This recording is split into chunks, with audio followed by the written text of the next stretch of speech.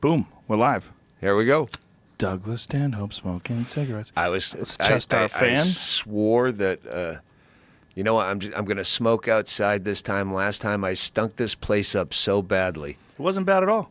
No, afterwards, because you kept saying, no, I got this whole system now. It's not like the old dissipating. place. It's definitely dissipating. I see the smoke getting sucked away. But I remember at the end last time, like, yeah, that didn't work as good as I thought it was going to. You really reeked this place up. Well, it's not perfect. You know, you're always getting cigarettes, you know? Douglas. Where do you get that jacket? Sugar-free fucking Is creamer. that sugar-free? Yeah, sugar-free. That can't be good for you. Well, now I'm going to put a splash of whiskey in it just to hopefully kill the aspartame taste. Kill the effects. Fuck it. By the way, I said, I occasionally say this on stage even when there's no joke, but when I'm just angry about it. Stevia is an artificial sweetener. And it's a big scam where there's no artificial sweeteners because you hate getting that fucking aspartame taste. Right. But then they have stevia in it because it's natural and it still tastes like shit. So you're thinking, oh, good, it's no artificial sweeteners. That means it's not. Oh, it still tastes like shit, but it's natural shit. Have you ever had Zevia soda? No, but I'm assuming it's stevia. Yeah, but they nailed it. They figured it out. They really did. It's good. Yeah. It's not Dr. Pepper. I'm skeptical. You should be. You've been burned before. It's not Coca-Cola, but because it tastes lighter. I like it a lot though. It's good. I don't think we have any here, do we? No, we're out. We should get some. But that's one of the stevia ones that's good. It's different. There's different stevia too. Like this stuff's stevia right here. Well, I just generally don't drink things that have sugar or need sugar. Like unsweetened iced tea is fantastic. Or if it's just juice, like with vodka, I use vodka soda with just a tiny splash of either grapefruit or. So there's almost no sugar in it anyway. I don't drink fucking Coca-Cola. I'll put a splash in a whiskey, but tiny. Where if I get fucking hammered on whiskey, I probably drank 4 ounces of Coke. So it's health benefits. I just avoid avoid sugar. Yeah, it fucks up your whiskey. How's things in Bisbee? Are you the mayor yet? No, we're trying to find someone to run. It would be the worst. Yeah, it's like it would be like doing a cruise ship comedy. Where, the worst thing about a cruise ship would be if you sucked and then you have to be in the buffet line with everyone who saw you suck. And the whole week you're around people who saw you suck. That would be the mayor of Bisbee, where half the town hates you because you're not supporting whatever stupid fucking... And you have to see him at Safeway. Does your town have a split? Is there like a conservative side of your town and a liberal side of your town? Yeah, that's what makes it work. Oh. But it's not usually your usual dynamic of conservative and liberal. It's not we hate queers. Right. It's the plastic bag ban. Well, you can't tell us we can't have plastic bags, but they're bad for the environment. Well, I don't care because I'm used to getting a plastic bag, and that kind of shit. They split over just minutia and silly shit that bothers you in a small town. How many and people it's hilarious. in your town? 5,000. Jesus Christ, that's so little. Yeah. That's amazing. Yeah, it's really good. Do they leave you alone, or do people still bother you? People show up at your house all the time? Oh, but not people that live there. Oh, just people from I have out my of town friends that come know by. who you are. Yeah. Yeah. That's weird, too, right? They know they can go to Bisbee and they can meet Doug Stanhope. Like, this is the move. Yeah, I know. There's no more of that, like an open door football. We don't even do football parties anymore. You gave it up? Yeah. It's got too weird? Too many people, just even locals. I just end up hosting the whole time and never watching football. Yeah, that's the problem, right? And fucking clean up. You have 15 people over and no one's throwing away their fucking beer cans and shit. So there's a lot of dishes. Or worse, they'd bring food. Everyone would bring food after a while, but then they'd leave the the pan. So you have to scrub a fucking casserole pan and then try to remember who brought it so you can get it back. Ugh. That small town living. Is that cave still for sale?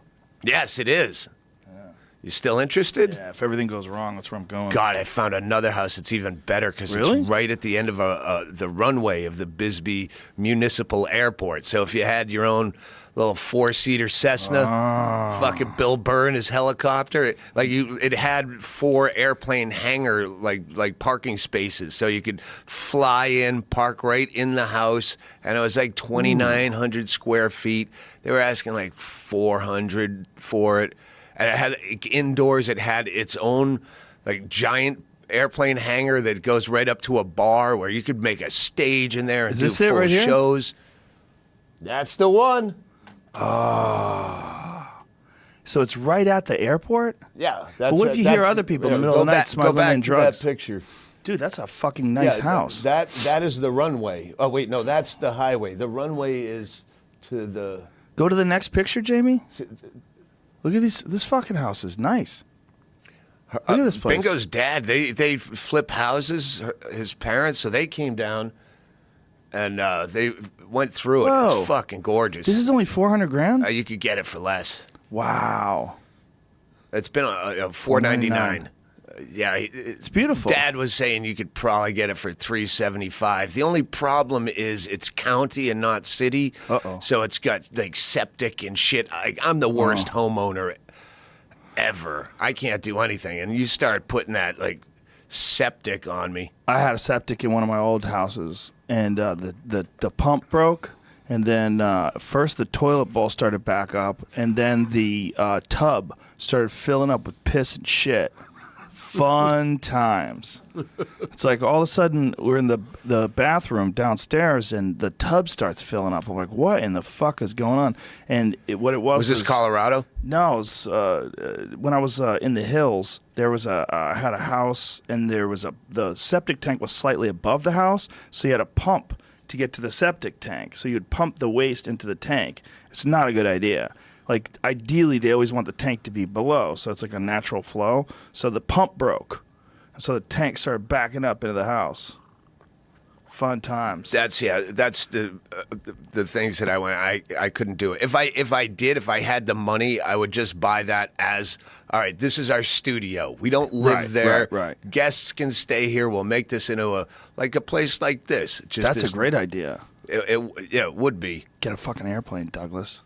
Can you fly? No, but learn. But I know a pilot. Ooh, better than flying. He actually has a real gig now. He would come down. He was a fan, and he would fly into Bisbee from Tucson just to get his hours, because when he was to get his commercial license, and he came to not a Super Bowl party. The last special I taped, he came down, flew down with a bunch of his friends. We taped it in Bisbee, my last special, and so the next morning he flew back over the house, and he had put Stan and Hope under each wing, and he buzzed our house.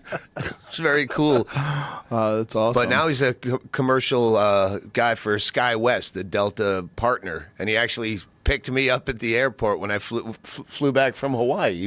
So he was learning how to fly, and now all of a sudden he's a professional? Yeah, and that's how he had to build up hours. So he'd take these How many hours do you get before you get to fly a jumbo jet across the ocean? I didn't ask him a lot of questions other than, hey, can you fly me to L.A. like if I needed to? You want to talk about underappreciated people, the people that know how to pilot the planes. 1,500 hours? That's it? And they make dick for money. I know. You ever read those stories where, like, in New York, where they have these, like, single rooms with, like, 8 bunk beds? It's all pilots living in there? Yeah, when they have to lay over because Really? they can't afford. What is this, Jamie? 1,500 for Maine and 250. 1,500 for hours? Only 250 for a commercial, so I think that's non-transporting people, maybe. 250 hours of flight time. That doesn't seem like a lot. Yeah. Remember how bad you drove when you were 20? How bad did you drive when you were 20? Pretty good. It's terrible. I remember driving piece of shit cars with no worries. That like now, just to go to the store, I'd go, we're not gonna make it. We're not gonna make it in this car. I used to buy a lot of shitty cars to deliver newspapers in. So I'd buy a car for like $300 and just beat it into the ground, then get rid of it. I would do that when I lived on the road and doing like triple gigs where I'd have to drive 11 hours from Arizona to southern Wyoming. And hope the car makes it. And you can see the ground through the passenger side. Floor is rusted out. You can actually see pavement. And you drive those cars forever until they died, and then hitchhike to the next town and hope you know a comic there that can get you to the city for the gig. Could you have ever imagined when you were 21 or however old you were when you first started doing the road, that one day you would look back on those horrible nights with like nostalgia? I knew it then. I knew it Did was you? nostalgic then. Like, I didn't. I was ashamed. I didn't think it was. I just was like, I'm a loser. Yeah, I wasn't enjoying it at all. I think there's probably a big difference between doing it on the East Coast in Boston and congestion rather than the great wide open of Montana and Yeah, Idaho. And that's probably the shows are probably bleaker though. Like we had shows, like you would do a lot of road gigs, but they were good gigs. Like they weren't like the boom of the late '80s. I started in '88, and I started doing gigs on the road, like hell gigs on the road, in probably like '89. And there was a lot of gigs back then that were really good. You would go somewhere, there'd be 300 people, it'd be a great crowd. 150 people in a bar. Everybody's there. They love comedy night. Like some of them were really good. But it's just the never knowing if you're going to make enough money to pay the bills and the stress of being poor. yeah, I didn't have a lot of bills living out of my car. Well, that's a way to There's do a lot it. of downtime and a lot of questionable choices in ladies just because you needed a place to stay for Oh, 4 no. days before El Paso.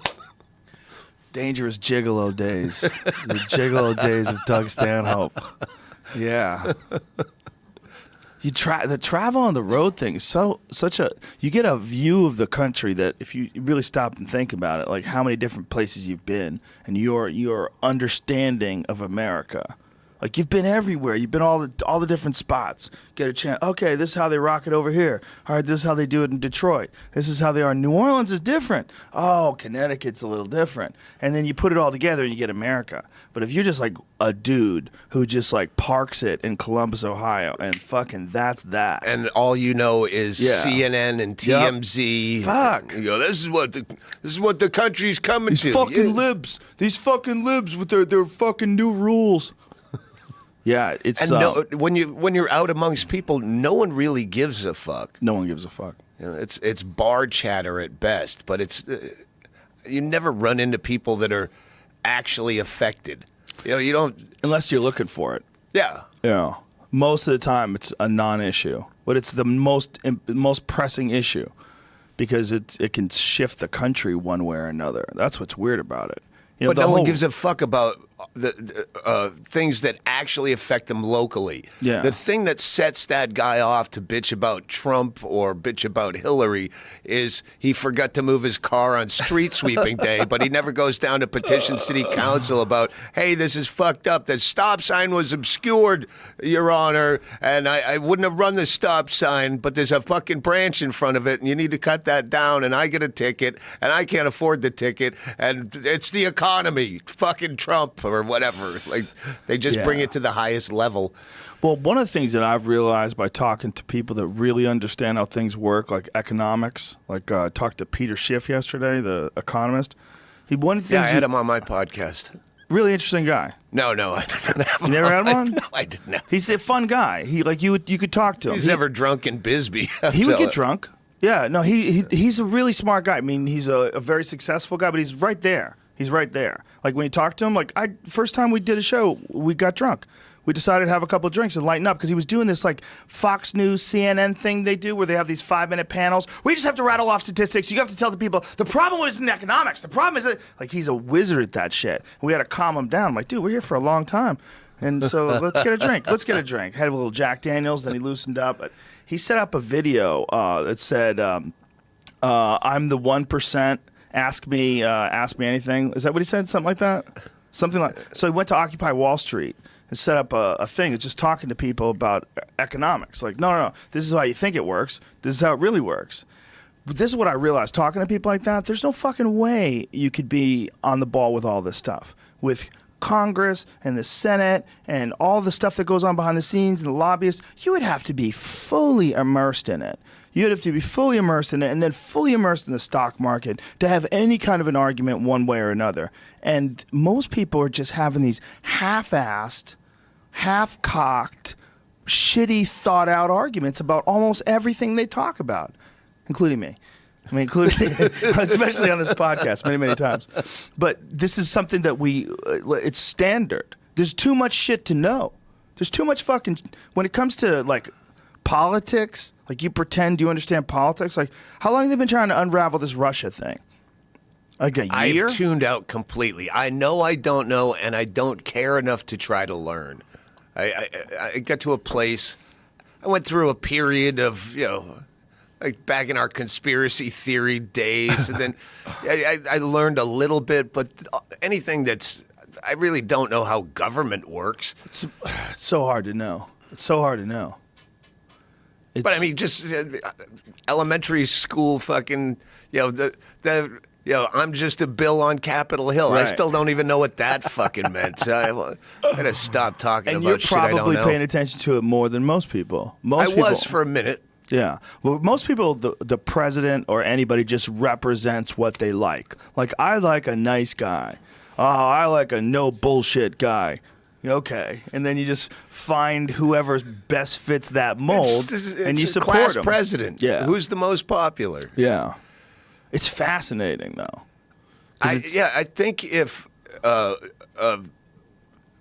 Trump was any Republican that wasn't a fucking asshole but stood for the same principles, there would be no outrage. They hate his personality first, which I'm not against you. He's a fucking loser, but he's the one you created. We were just talking about, and I mention it on stage here and again, that Trump makes me happy sometimes in that he's a product of everything, like, what's that, Le'Veon Ball, that fucking like basketball dad? Oh, yeah. Like, he's famous just because he's a fucking asshole, and he knows, hey, if I keep being a fucking asshole, the more I'm going to get noticed. And Ann Coulter, who just says, or Tom Likas, or the Nuge, we were just talking about. You had the Nuge on. Yeah. And people say outrageous things just to get attention. I'm and here it to tell works, you, and I said, you feed the trolls, and then all of a sudden you elect a troll. So fuck you. It's all you people that watch TMZ and fucking buy a tabloid because fucking so-and-so said something outrageous again. But it's a natural instinct to do that. I was telling you before the show, Ted Nugent is a nice guy. He's like a really nice guy. God, do you remember trolling his message board from your message board? You trolled his message board, and you were giving instructions on how other people should troll his message board. They were so, like, they were MAGA before MAGA was MAGA. Like, they were Make America Great. I had a bit about it in my act about not needing the draft. You just show up at Ted Nugent concerts and scoop them up in nets. And it was something along the line that they're going to take away NASCAR, and I forget the bit, but it was. Do you even have a message board? No, it's over. Yeah, do they even exist?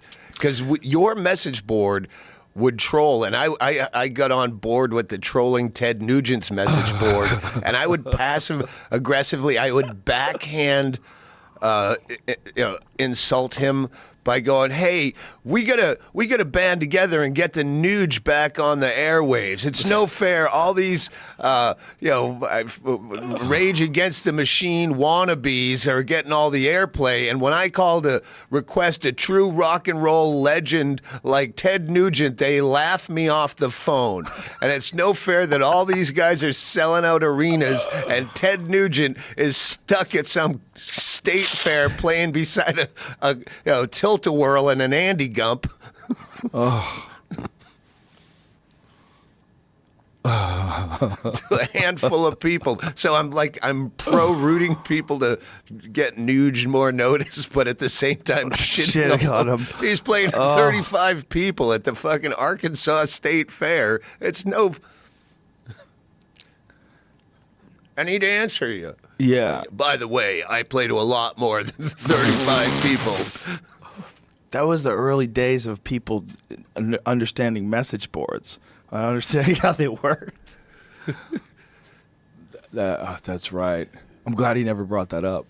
I have I wouldn't have been able to defend it. I would have to say, yeah, well, that's Doug. What are you going to do? He's my friend. Sorry, dude. I think what we were talking about before is that a lot of people are nice people. This is their act. Their act is say outrageous things, get people to pay attention to them, and then it becomes. It's such a lousy trick, though. I just feel like it's so fucking lazy. Well, I think it's not all that. It's like they believe that, and they also I believe Ted believes most of what he's saying. But I think he also says things in an outrageous manner because that's part of his showbiz style. Like he's the Motor City Madman, he's a wild motherfucker that's going to tell you like it is, and he believes a lot of what he says, and he makes sense about many things. But then he goes haywire. But when you're with him, you're like, oh, you're a nice guy. Like he's a genuinely nice guy, and as much as he says crazy shit, he's got his, he believes he's supporting the intelligent side of the message that you should be able to have guns if you're a responsible, law-abiding person. And part of me is like, yeah, you should be. Yeah. But maybe the problem is just like we were talking about people running for president.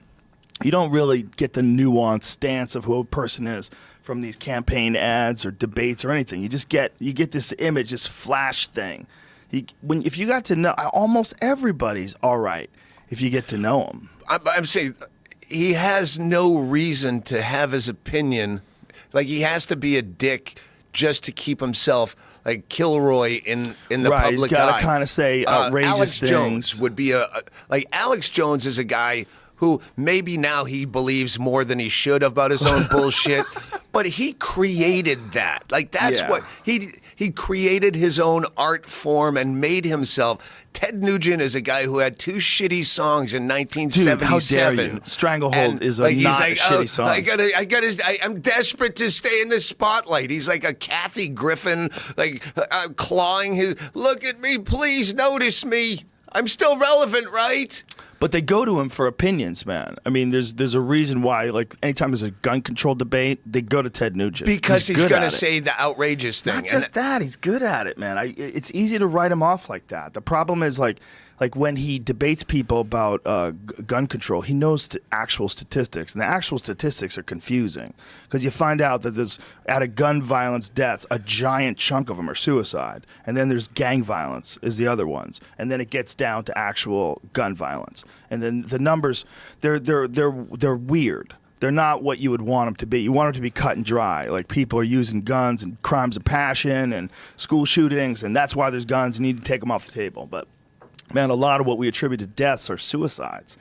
It's fucking dark how many people pull the trigger, and a lot of gun violence is that. And then we were talking about Chicago, how crazy Chicago is. What was the number again? 1,000, what was it? I don't know, because I had another stat that I was waiting to pull up that day that was crazier to me, that from like 1970 roughly to about 89, the murders in New York City was almost triple that. It's like 2,245 was the highest. Oh, yeah. In the 70s, New York was crazy. Yeah. Yeah. It was like average around 900, I think, in Chicago is what it is. But there was one year that was 1,500 in a year, right? Yeah, I think so. Yeah, there's one particularly high. And it's way more than die in Afghanistan. Way more than die in Iraq. It's in Chicago. And this is like, for whatever reason, it barely gets our attention. And guys like him are important for getting that message out, even if he does it in this fucked up way. Like we need to look at like what this thing is. Like we definitely have a gun problem in this country, but I don't know. I don't think either side is right about what it is. I think we have a fucking human problem. The fact that humans are just running around shooting people is the problem. It's not the fact that we're smart enough to figure out guns. Well, every time me and Chad Shank get drunk and have one of these conversations late into the night, it always boils down to overpopulation. There's too many people. Whatever the issue is, somehow we can always boil it down to, yeah, but there's too many fucking people. Well, for sure. We don't value people when the numbers are so high. You're supposed to, you value your close-knit group of friends, right? That's the romantic thing. When there's 20 million people and you can't get anywhere, like L.A., you don't value people as much. I did a bit about that. About you love a kitten, and if you get a pet kitten and you come home every night, oh, Mr. Bimbles, you make me so happy. But if you came back to that same bachelor apartment of 300 square feet and there were 800 kittens in there, you couldn't kill kittens quick enough. You're like, get my golf shoes. I'm stomping kittens. These fucking things suck. And that's so true. People are the same. They're just like currency. Yeah, well, that's why what you've done is a wise move by moving to a town of 5,000. That's very manageable. Fucking love it. I love manageable. knowing my neighbors. Yeah, it's very manageable too. Like what you've chosen to do it's smart. I don't think big cities are manageable. I think people just put their blinders on and they just get weird. And some people say, well, I get energy from the city. I'm like, I totally get that. You go to New York City, I totally get it. You walk around, there's a buzz. There's so many people, it's a buzz. Oh, it's dreadful to me. Yeah, but I get a buzz of anger and murder. It doesn't bother me that much, but it does overwhelm me. I'm very claustrophobic, and the more I age, the more things it just gets worse. Well, it's also such in direct contrast to the way you live, But I've always, hey, just going out to smoke a cigarette and you can't, you're afraid you're going to burn someone because you've sublet your personal space and people are walking that close to you. You try to get in a door jam just so you don't burn a fucking pedestrian with your cigarette. There's no way there's no way of thinning that out either, unless they make it so outrageously expensive that literally half the people can't. They are trying. I mean, that's the crazy thing is so many people want to be there, and there's so many people there that they could just keep jacking the rents up and jacking the real estate payments up. What I was saying about Ted Nugent, and you were saying about Tom Likas and a lot of these other people, it's real easy to write somebody off.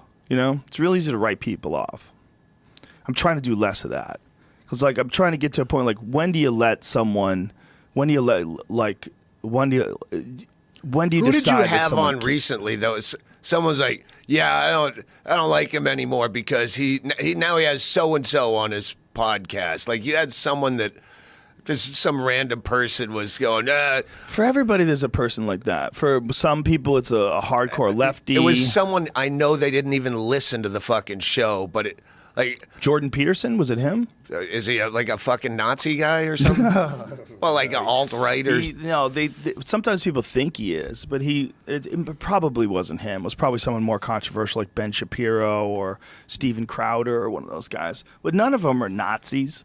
And Jordan Peterson is much more of a centrist than anything. He's not right. He's like more of a they call it, what a classic liberal is? The idea of treating people as the individual instead of collective, instead of a group, instead of identifying with a group of whatever, no matter what it is. Treat people as individuals, and he's a big proponent of personal responsibility and treating people as individuals. And because of that, and because of some of the things he said about they're trying to enforce pronouns for transgender people, ones that they made up, a bunch of them. There was a bill that was a human rights violation thing, because they have that Human Rights Council in Canada. And it was he was arguing this is a slippery slope. You can't compel people to use made-up words. You can't just decide that you're going to make up a bunch of gender pronouns and then get people to say it. And so who people makes are them saying up? There's 78 of them apparently that Facebook accepts. There's ZHIR, ZIRE. There's they just make them up. Anybody can make them up. What do you want? This? Oh yeah, thanks. And so because it's controversial, because people said, "Oh, you're picking on trans people," and he's like, "No, I'm not. No, I fully support your right to be a trans person. I just don't want to use these bloody made-up words," is what he was saying. And he felt like this is a slippery slope to controlling people's behavior. And it starts like this, and they shame you into thinking their way, and there's a group think part of it involved. So because of that, he got so lumped into this alt-right idea that, oh, he's the guy who hates transgender people. It's just like we were talking about, like people running for president. You don't really get to see who the real person is. You get to see this surface, oh, he's the no-nonsense guy, I'll take him. And that's what they do with him. Like, oh, he's the guy who hates transgender folks. He doesn't at all. If you really wanted to, like, you would never know a candidate's true intentions if they were a good candidate. If they were a crafty politician, I would go out and say whatever the fuck. If it worked for Trump, I'll do it better, and I'll say shit like that, and then Right. I'll just be lying. Right. Like I'm going to deport everyone. Fucking, it's Holocaust 3, whatever they want to hear, and then you go and go, just kidding, and then you do the right thing. Yeah. I was kind of hoping Trump would. I think you could manipulate his ego to a point where you could get him to do your bidding just by saying, "Oh, you're getting good numbers by doing this, and the left hates this, so yeah, you should legalize marijuana." And he wouldn't need logic; he just need to have his ego fed, and he'd do all the right things. I think that's one he's holding in his back pocket, the legalized marijuana. I think as we get closer to the election, I think he makes marijuana federally legal. And I think if he does that, the stoners just fucking raise their arms in the air and they go, fuck it, I'm going with Trump. Do you just know how much that'll change the world? Just that. And they still won't vote. Yeah, they still won't vote. I know a lot of people complained they didn't vote. It's like, ooh.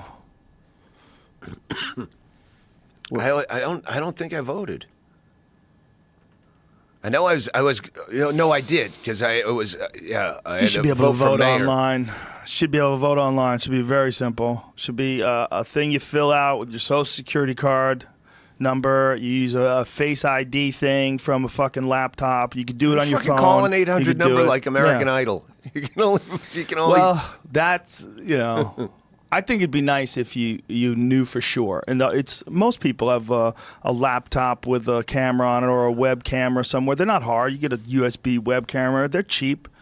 They're pretty cheap now. And you just do that and you fucking vote that way. That wouldn't be hard to do. They'd be able to come up with software that could read your face, know if it's you. A lot of laptops even have fingerprint sensors now. You could fucking vote online. They don't want you to. They want it as difficult and confusing as possible. They Yeah. want to keep it this convoluted Yeah, mess. you got to take time off of work. They want you to just go like this all the time, like, what is this? What are we doing? They don't want like smooth sailing, everything sorted out, everybody doing well. No, they want, like you were saying, how your town works, because you got left and right. They want it. They want a little You get debate. You get chaos. people wearing sidearms at Safeway, like just because they can. It's an Well, you're open in carry Arizona, state. yeah.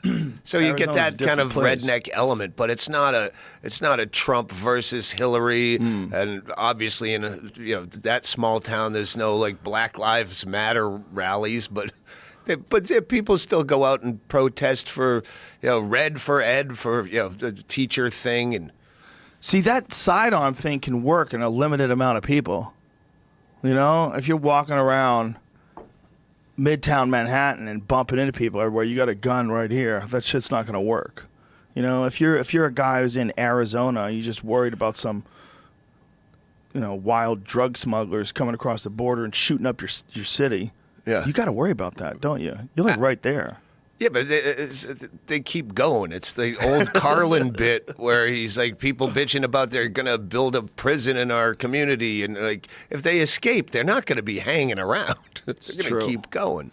That is true, because you're only like 7 miles. I'm sure I did that a huge injustice. Right. I'm sure I'm misquoting Carlin, but something to that effect. But yeah, you see undocumented aliens getting busted, but there's no fucking drug war shit going on. Yeah, they'll confiscate weed out of a false bottom fake gas tank at the checkpoint. But I know guys who have been camping on the border, or camping near the border on the U.S. side, and had run-ins with people who were coming across. They said some of them got real sketchy, because that's basically they're coming across like constantly, all Yeah. the time. And if you're there, like these guys were on a deer hunting trip, and they just said they were just running into people all the time. They were looking for water. They were looking at People leave water out, you know, Yeah. where they come across. wow. And like every other house in our neighborhood has humanitarian aid is never a crime because you're not supposed to fucking leave water out in the desert in case someone's dying. You're not supposed to. They tell you not to. I don't know exactly what the law is, but there's placards, just like every election is vote for Mayor of Joe and vote for Bill for City Council. There's humanitarian aid is never a crime. And I don't know what the law was or what exactly, but... That's some dark shit when you're telling people don't give them water. Have you seen that video of the Border Patrol people fucking just going out and dumping out water that people have left in the desert? And laughing about like fuck you, yeah. They're just. Did you see the Border Patrol agent that ran over the guy? That was a video that just came out last week. No, I didn't see it was that at all. on one of the reservations, one of the Indian reservations, on one of the Border Patrol roads. The guy was filming, and the car's coming right at. He's coming right at me, and then it fucking it hits him, and then turns around, and he got it all on tape. The guy that he actually hit. Whoa. Then drove off. Jesus Christ. There's some fucking assholes. Like a lot of people, assholes gravitate, just like child molesters gravitate towards, you know, preschool teacher and priest. Fucking assholes gravitate towards cop and border, anywhere they can, you know. Oh, look at this. Boom. Is that him standing up? And now laying down after the Border Patrol fucking runs over him. That is crazy.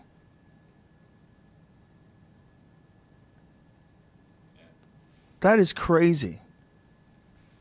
I can't, like, I have a hard time. I'll get into going down wormholes of, you know, bad cops and fucking Dude, bad getting hit Border by, Patrol. You And get hit like that. I mean, that you're making a decision to shatter a person's body probably forever. You're hitting someone that hard with a truck. That guy's got everything's probably broken. Yeah, and it's on a legs are dirt broken. road where it's like he did it on purpose. Yeah. There's no other Yeah. excuse. No, he did it on purpose. Yeah, I have too much hate in my life where sometimes I just have to ignore shit.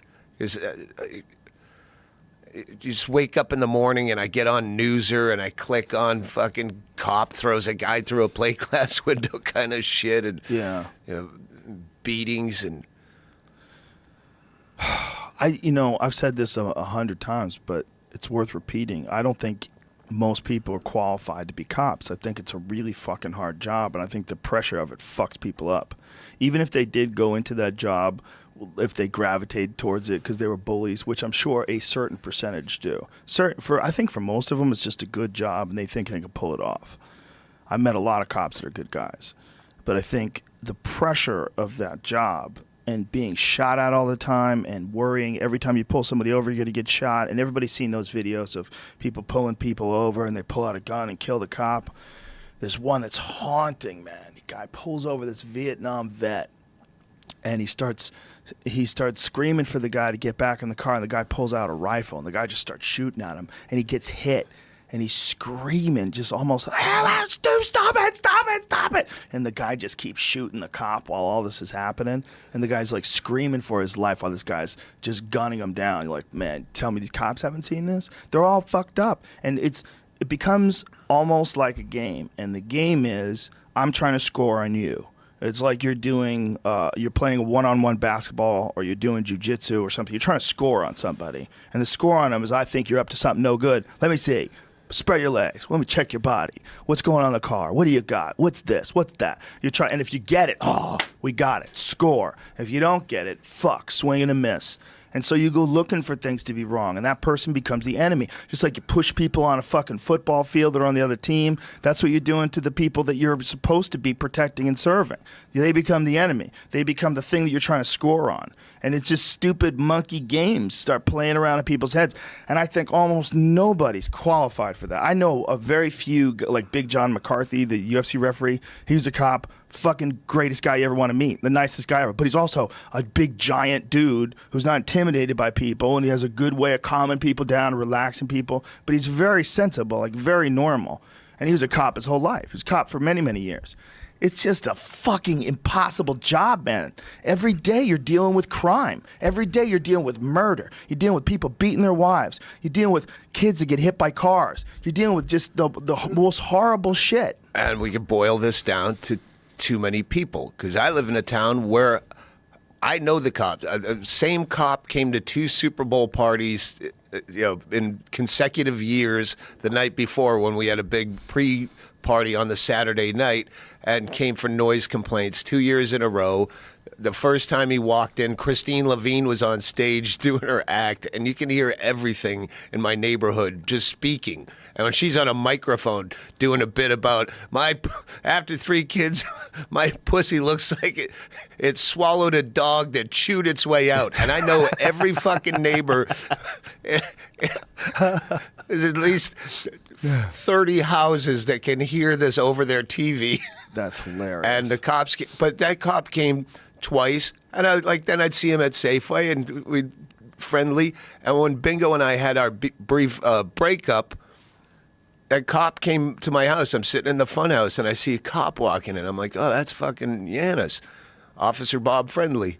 And he came in, he goes, hey, I know it's none of my business, but I heard you going through a tough time, and I just wanted to see if you're okay.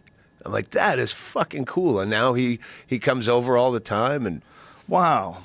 Yeah. That is, that's the benefit of the 5,000 person town. Yeah, when you know everybody. Yeah. Yeah, there's definitely That's something not a to homeless that, man. guy. That's Brokey. We have, like, everyone knows our homeless will work for food guy by name. Do you think that you appreciate that more because you travel so much? Because you get to go back to that, and this is home. And home is this quiet, cool place filled with artists and farmers and just weirdos and shit. But you're always like, now you're in Dublin, now you're in London, now you're in San Francisco, now you're in, you're always moving around so much that you get a beautiful taste of everything, and then this is like the quiet also, home. I rarely go out. I go to Safeway every day even if I don't need anything. It's my thing. I wake up and I go to Safeway and I find what's good discount meat. I love a bargain in the discount meats. And other than that, I don't go out. I don't go to bars. I have a bar in my house. Right. The people I know, they come over to my house and we hang out there. Yeah. No, you've got an interesting setup, man. Whenever I listen to your podcast, I'm like, this is such a fascinating setup. But like your life. The same as the Comedy Store, which when I come back, I love it. And I see 1,000 people all in one night that I've known, over the years. But I don't hate anyone. Right. Where you hear all the, I hate that fucking cunt. She thinks she's funny and she's not funny. And like I would be if I lived there, if I was a regular like everyone else at the Comedy Store, then I'd have my beefs and I'd be political. There's very few beefs there these days. It's interesting. But I'm just saying, like snipey back talk, right. Talk shit behind your back thing. I'd get into that again. Like now I'm really happy to see everyone. I don't care if they suck. I don't watch their acts anyway. But that's what Bisbee's like. And I keep it that way where I don't go out. I don't get involved in their fucking petty squabbles and everyone's, backstabby shit. Because even when I am there for a long time, I don't leave the house. I don't go out. I don't, Yeah. So I don't have to take sides. I'm a very fucking neutral I know what you're country. saying about avoiding conflict. But honestly, the Comedy Store these days is almost conflict free. It's weird. It's so much weirder than it's ever been there before. It's like this super supportive community. It's very different. I'll just say comedy in general it's always in like LA. that, yeah. Where, well, anywhere. New York. I should be headlining that place, and they won't give me this, and like I don't have to deal with that one. And that's how I keep Bisbee, where I go out rarely. Yeah. A lot of people don't believe I live there. Like Why do they not think I believe it? just have a house there that I show up to and say I live in Bisbee. That would be funny. It would be funny if you only dress like this on the show, and then you immediately the show's over. Oh, I can't wait to get dressed for my golf tee off, and an hour, and then you put on like a polo shirt and a fat Rolex. I and only some have nice I have slippers. ridiculous suits and pajamas. That's it. That's it. I don't have a when pair did you of jeans. become ridiculous suit guy? Like what year did you just give into the ridiculous suit? When I got my first like really good one, the one I wore, I forget what special it was. I got I've done this occasionally throughout the years, and I used to wear a Santa hat for a while, and then and then we dress up in just fucking dumb shit sometimes, just because I was bored, like Muslim prayer robes on stage. And where were you getting these ridiculous Well, suits? I got this. My neighbor Evelyn found this great old plaid vintage 70s sport coat, and I just happened to find a pair of yellow pants that matched it perfectly. Wow. And then then I'd start like really looking for when I could put a whole suit together. And I'm like, all right. And then I realized white shoes go with everything. Some white loafers. So then that's all we do when we're driving on the road. The only interests I have are we hit all the thrift stores in the town and try to find good sushi. And that's it. I don't go to a fucking museum. So you look for wacky clothes to try on. Yeah, you don't know And who's now clothes. I have a closet that's why I do these eBay yard sales every couple of years, and I sell all the suits I'm tired of because my closet is fucking buckling. Wow. What a weird thing to collect. Get on the mailing list. And other like. You've been doing this as long as I. You get a cool poster, like Yeah. a tour poster, and you go, I like that, but. As the years go on, you're just building up clutter in your crawl space, and Yeah. you can only have so many pictures of yourself around. Fans will send me artwork, like portraits they did of me, and I'm like, what I'm gonna put up more pictures of me in my house? Like, company comes over and it's just some fucking museum of you. That's why you got to buy the house near the landing strip. Just turn into the Doug Stanhope Resort. Well, I sell the shit. We do eBay yard sales, and a fan would like that in their house. I don't That's need a a good picture move. of me. Yeah. You'd like a tour poster. That's a good move. So get on the mailing list at DougStanhope.com because we're doing another one in August. So what do you do? You do them personally? Like, do you out there auctioning stuff off? No, we just put it all on eBay and you call put it it the on Doug eBay. Stanhope eBay yard sale, right. and people bid on stuff and. Nice. Yeah, and it's you don't want to throw this stuff away. You can't No. give it to the thrift store. No one wants it there. So You're wearing a bunch of different people's clothes that have lived different weird lives. Think about how many, like the kind of clothes that you're buying like guys who were getting pussy in the 70s. Like that's the kind of clothes. I used to do a bit about that, and I don't know if I ever recorded that, but about how wearing this polyester under hot lights, you can only imagine how bad fucking had to smell in the 70s. Someone was dancing all night at the Studio 54 and doing blow and then sweating and then fucking in a bathroom with all their pubes on and and no deodorant. What was deodorant like back then? It was terrible. Right Guard, aerosol. That's what I grew up with. Remember when everybody thought there was going to be a giant hole in the ozone layer from hairspray? Yeah. Like hairspray is going to put a hole in the ozone layer. And like apparently there's a big hole above Australia. Australia has it bad. Like there's all those skin cancer You ads. do and buses and shit. sunburn Different, right? very rapidly in Australia. Yeah. Yeah. I think there's a hole over there. Did they ever really Well, prove I that was from remember hairspray? that was Look the- at that. There it is. Right over Australia. There's a goddamn hole. The image of the largest Antarctic ozone hole ever recorded over the South Pole, September 2006. Layers of the atmosphere, not to scale. The Earth's ozone layer is mainly found in the lower portion of the stratosphere from approximately 20 to 30 kilometers. Ozone depletion. So there's a hole. Yeah, and if the whole world was underneath that hole, we'd have some fucking real problems. You play Australia? Yeah, I've been. I haven't been in a while, though. Last time I did Melbourne. Had a great time. How do they make you say it? Melbourne. I like Sydney. Done Sydney there too. They're nice people. Perth I like is them. fantastic. Yeah. That's my favorite. And I did Hobart, Tasmania, which is weird. Wow, Tasmania. I read that.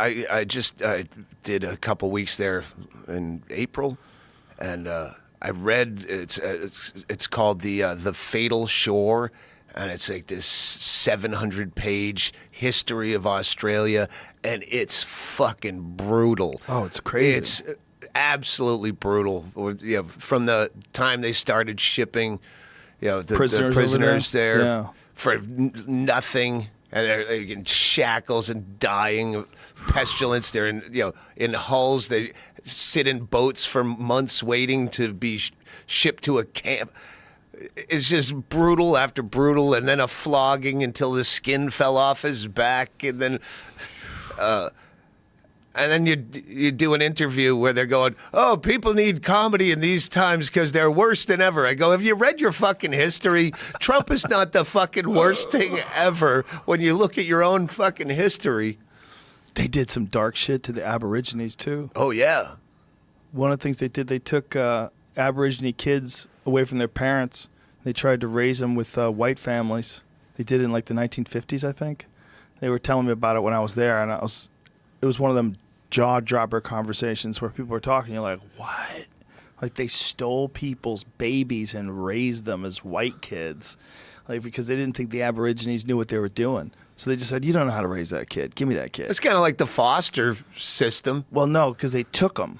It's not like the foster system. The idea would be that someone would either have to go to jail or someone would be murdered, or But I mean, you don't have where a they go, parent. you're an unfit parent, and That's sometimes, right? I guess that does happen, right? If someone's a drug addict or a criminal, they'll take your kid away and put it in foster care. But this is just taking your kid away because you're an Aborigine.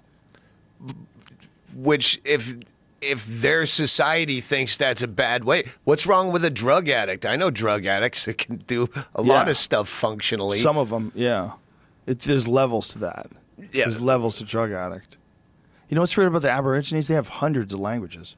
They speak different language. Like you'll be in what they call a mob. They call themselves mobs, like a tribe. It's a mob, and you'll have a mob, but there'll be another mob that's 30 kilometers away, and they speak a totally different language. You don't know what the fuck they're saying. And then there's another one over there, and most of it's not even written down. And there's hundreds and hundreds of them, and they're all over. I mean, it's an amazing, strange culture, like the culture of the Aborigines in Australia. My friend Adam Greentree, he runs a mining company in Australia, and he works with a lot of the Aborigine people. He gets them jobs and gets to understand their culture and talk to them. He's told me some just insane shit about how these people have lived, and they've been there forever. You know, they've been there for a long time, all living in these little tribes, these little mobs. It's crazy.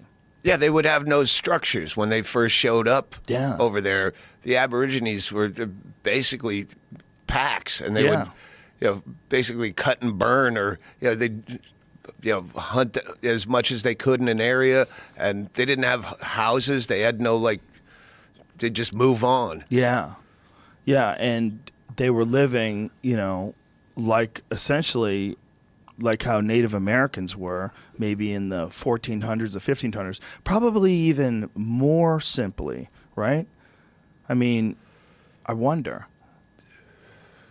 Just they were living. Well, that's why they wouldn't fuck with New Zealand, because the Maori, however you pronounce that, the Maori people, they were fucking badasses, Yeah. and they were somewhat fortified. I retained so little. I read the book, and 2 days later, I have like 3 facts that I probably have 2 of them wrong, but Yeah, they were terrified of the fucking. Everybody's scared of the Maoris. Everybody's scared of just New Zealand people are very fierce. They're fierce people. It's crazy to think that those 2 places, particularly Australia, was a prison colony essentially for England. I mean, that's how they treated it.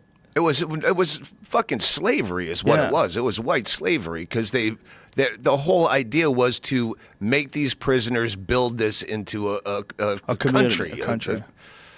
Meanwhile, the crazy thing is, the weather's way better than England. I know. Only fucking England would use the beautiful place as a fucking penal colony. Yeah. And Like you can't go- wait to get back to fucking Shropshire Ham by the sea, where it's fucking 48 degrees and gloomy and shitty. Gloomy, and everybody's just sour and dour. Meanwhile, you're in the Fucking Gold Coast of inbred and- Australia, jumping into the water, Yeah. having a martini on the beach. The weather's perfect. Yeah, but same token, back then there was no fucking plumbing, and it was hard to find clean water to Yeah. drink. And That's true. They Everything had to figure kills it out. you, and Everything kills you, including jellyfish. That's what's the most fucked up. Goddamn jellyfish kill you. Jellyfish. saltwater crocodiles. Oh, they're everywhere. They just captured one in Australia. They've saw been looking that. for forever. Fucking huge. 15 feet long. 1,300 and something pounds. Oh, they're always catching sharks. There's sharks all over the place. The outside water is just surrounded with great whites. Oh. Ugh. Sharks, saltwater Spiders that'll crocodiles, kill you. spiders, Fucking bugs brown that'll snakes, kill you. all these different things. But the people are cool as fuck. They're like some of my favorite Racist people. as fuck too, though. Look at that. Like, Are they really? Yeah, I would say, yeah, you're a bunch of fucking racists, and the cheer. Whoa. Yeah.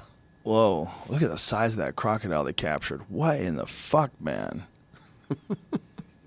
It's 60 years old? How many people have that thing eaten? That thing's eaten at least 10 Oh, there's people. shoes in that belly. Oh, yeah. Oh. A friend of mine filmed this show. It's called Uncharted. And his name's Jim Shockey, and he's this professional hunter from Canada. They hired him to go to Africa to shoot these crocodiles that were killing all these people that lived in this village. While they were there, someone got snatched and taken by a crocodile. And so you're seeing everyone in the village is missing an arm, or they have a chunk taken out of their head, or a chunk taken out of their thigh. You're like, this is nuts. Like, these people are always in fear of getting eaten. Everywhere they go, they're fear of getting eaten by these enormous Nile crocodiles. 13, 14 feet long, just grabbing people and pulling them underwater. I really want to go to the Outback. They have a train. They have two trains. So one's called the GAN that goes from Adelaide all the way up to Darwin. And then they have another that goes all the way from Perth to Sydney. And I really want to just do a train trip because in the middle there's like Coober Pedy is a mining town where like most of the town is underground because it gets that hot. It's 120 degrees, so they built the town underground. And, Jesus. Yeah, I want to go see some weird shit. Like, Sydney is fucking Vancouver. Right. Yeah, Right. It's not the weird shit. And you could drive for hours and hours and not see nothing in Australia. A lot of these guys, they get those snorkels on their cars, and it's not for going underwater. It's just because the amount of dirt you have to drive through. Oh, you yeah, want to have the utes. Yeah, you want to have a snorkel like high above your car so that you're getting cleaner air. Yeah. They all have extended gas tanks. They get these giant gas tanks put on because they know they're going to be driving for 15, 16 hours without seeing a gas station. Yeah. Fuck, man. That's why I thought the train. Yeah. No, it's a weird place, man. Australia is one of the last weird places. There's 20 million people in the entire country, and it's the same size as the contiguous United States. Yeah, of dirt. It's all dirt, and there's only 20 million people. Less than live in L.A., live in this one huge country. I love it. It's like a small town, but a country. Yeah. Like the same proportions. Yeah, and it's all. Darwin is the only one I want to go to. That's north and really tropical. Why do you want to go to that one? It sounds like a weird place to go. I want to go to the Galapagos. That's Well. where Darwin did all of his research. The Galapagos Islands, or some of his research. He's compiling his theories on evolution, but it's apparently some crazy tropical island they're trying so hard to keep it from being touched and influenced by people. But every time people go over there, you have to clean off their shoes. Yeah, it's like the don't step off the track. What's the fucking go back in time? The butterfly effect. Yeah. People are. Everywhere but isn't that how life got spread all across the world? I mean, I know we shouldn't do it on purpose and foolishly, but a lot of how life got spread is just things picking things up and carrying them in their shit and dropping them off there. Guns, and then the germs, and seeds steel. grow. Yeah, that's really how everything gets spread. We're just doing it on a larger scale because we use planes and boats and like Hawaii. Everything on Hawaii is something somebody brought over. Everything. Like there's like some birds that used to live there and some bugs, and everything else, all the different wildlife, all the animals, they've just been brought over there. It's nothing worse than going to Hawaii and hearing white people bitch about the tourists. White people that live there? Yeah. Oh, yeah. That's funny. And how the tourism is destroying the ecosystem. And like, who the fuck are you? Yeah. That's silly. And what would you do without the tourists? Yeah. You should understand. Think Roseanne's going to actually fucking make money off a macadamia nut farm? You think she's going to be out selling fucking nuts somewhere? Oh, she never, I think I told you, she called me again and goes, I'm ready to do Rogan. We've been going back and forth. All right. Yeah, Well, now no. she says she's going to do her own podcast. Yeah, we're going to do it. It's just going to take time. You know, this is what I told her. She said, like, she contacted me the other day. She says, I'm ready to do it whenever you are. I said, you just tell me when, and we'll do it. And then we're trying to figure out. I'm in Salt Lake Yeah, City at yeah. my mother's house. Yeah, there was a little bit of that. And then, you know, she's just trying to figure out when's the right time. But she said she wants to do her own YouTube channel, and she's upset at everybody. And I felt like, you know, there's a lot of merit in what she's saying. You know, I really do think she got fucked over. I really do think she made a joke about a woman that she didn't know was black. And a woman who's, I think she's only 1/8 black, right? Is that what she is? Oh, yeah, I saw the picture, and I went, Yeah. oh, I get it now. Yeah, she 'Cause does not. I talked to her on yeah. the phone afterwards where she goes, she was asking me for advice, and she said, I really fucked up, and I honestly didn't think she was black. And then she goes, did you ever do Ambien? I go, that's exactly why I stopped doing Ambien. And I'm sure that's why she tweeted that, where I'm like, just talk about this on Rogan, because Rogan spends time. You can explain stuff. Stop fucking tweeting. Yeah. And that tweet where she goes, oh, I did take an Ambien. Well, yeah, you drink on Ambien and you're fucked. I can tell you a million stories of normal people, like fucking, you know, Judy Brown. Her husband, Steve Marmel, almost had a plane grounded because on a flight, he took an Ambien and had a couple of bourbons and then just started going fucking batshit, has no recollection of it. And I've done stuff that was like minor, where I just had a very lucid business conversation with Hennigan after I'd taken an Ambien on my, like a light night of drinking for me, which 6 or 7 beers, and I went to bed, and then I got up 15 minutes later and went out and had this very lucid business conversation that I don't remember at all, and I brought it up to him the next day, something we were going to talk about. He goes, we talked about this last night. I go, no, we didn't. He's like, yes, you came out. I go, no, I went to bed. He goes, yes, but you came out shortly after, and you seemed very, like, completely normal. Wow. Kevin James, he made dinner.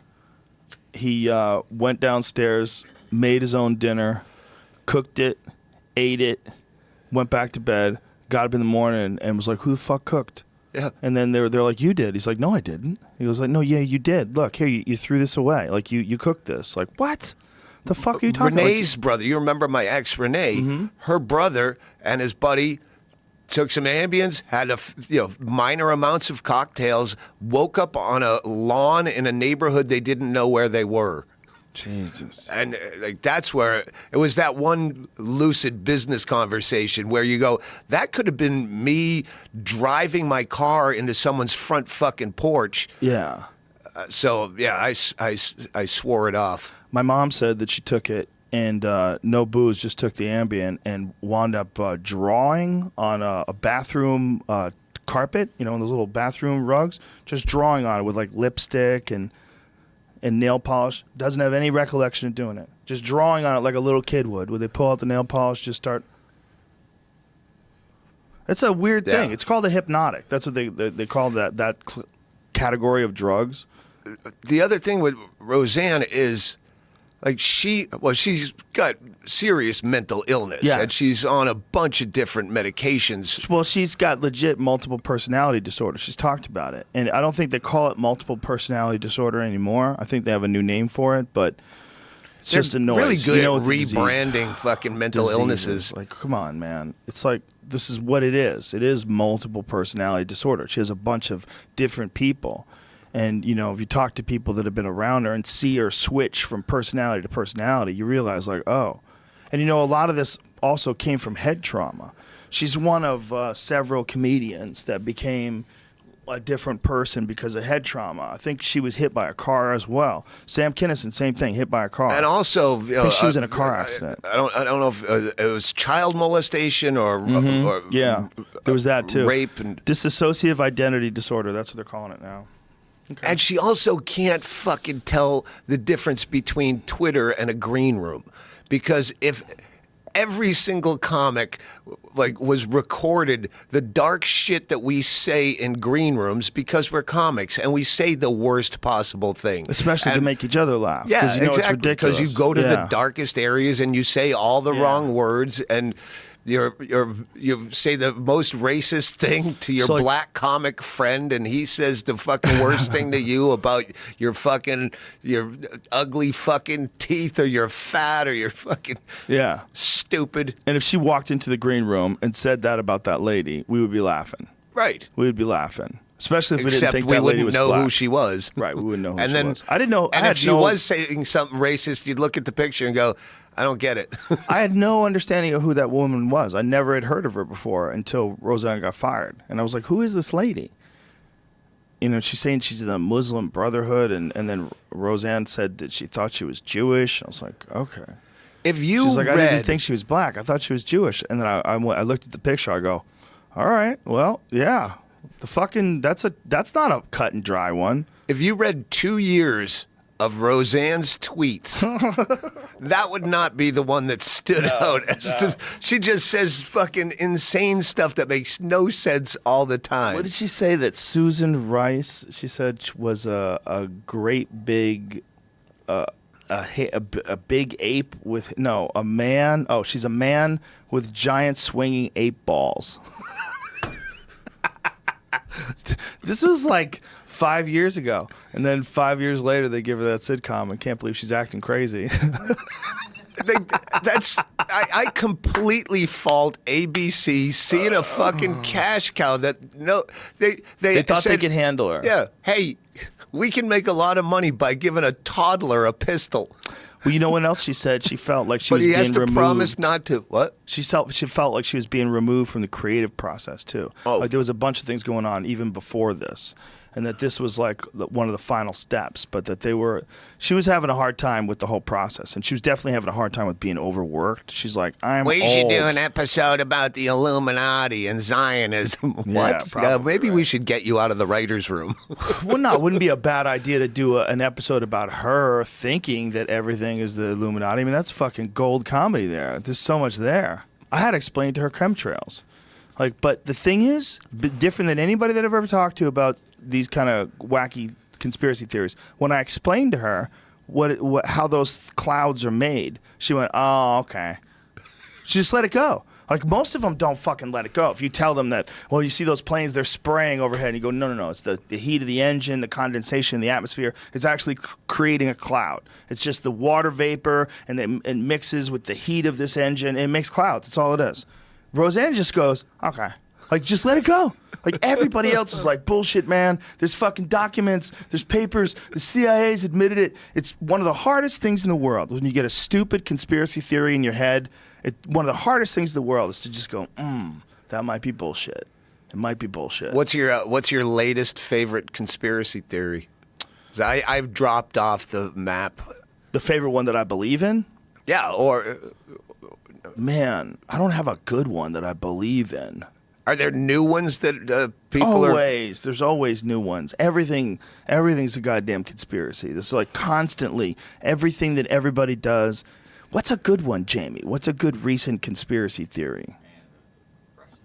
The Russia stuff, but I can't make fucking heads or tails of this Russia shit. Every time I read the Mueller documents, I'm reading what's been reported and who's getting indicted, and I'm like, this is too much. This is too much shit. I tuned out early. He just asked for 100 blank indictments yesterday. Mueller did? Yeah. Oh my god. 100? Yeah. What if they arrest Trump? Are they allowed to arrest him? That's part of what the whole thing with the judge is going on right now. The Supreme Court judge. Well, somebody was explaining the relationship that the judge who stepped down has to Trump. His son is Trump's banker from Deutsche Bank. Jesus. It's Woo. It's too much to pay attention to. Occasionally, Yeah. I'll look and Trump and Kim Jong Il and Dennis Rodman are Partying together in Ibiza. in Yeah. Singapore.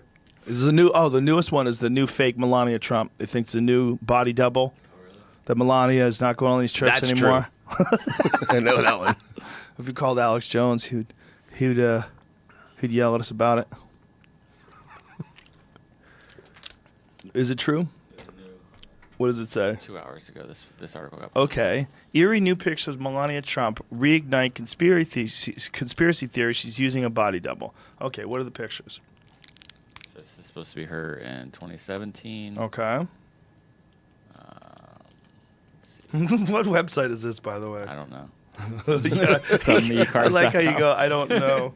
You're not even going to check. Well, I clicked the first. I just went to the first one that was just posted. That Well, what are the Google pictures down low? That's ones that are supposed to trying to find look out. weird. I think if you gave. scroll It's the lower, video. I think it's just on this video. I think we have an answer to why Melania is missing so much lately. Look closely.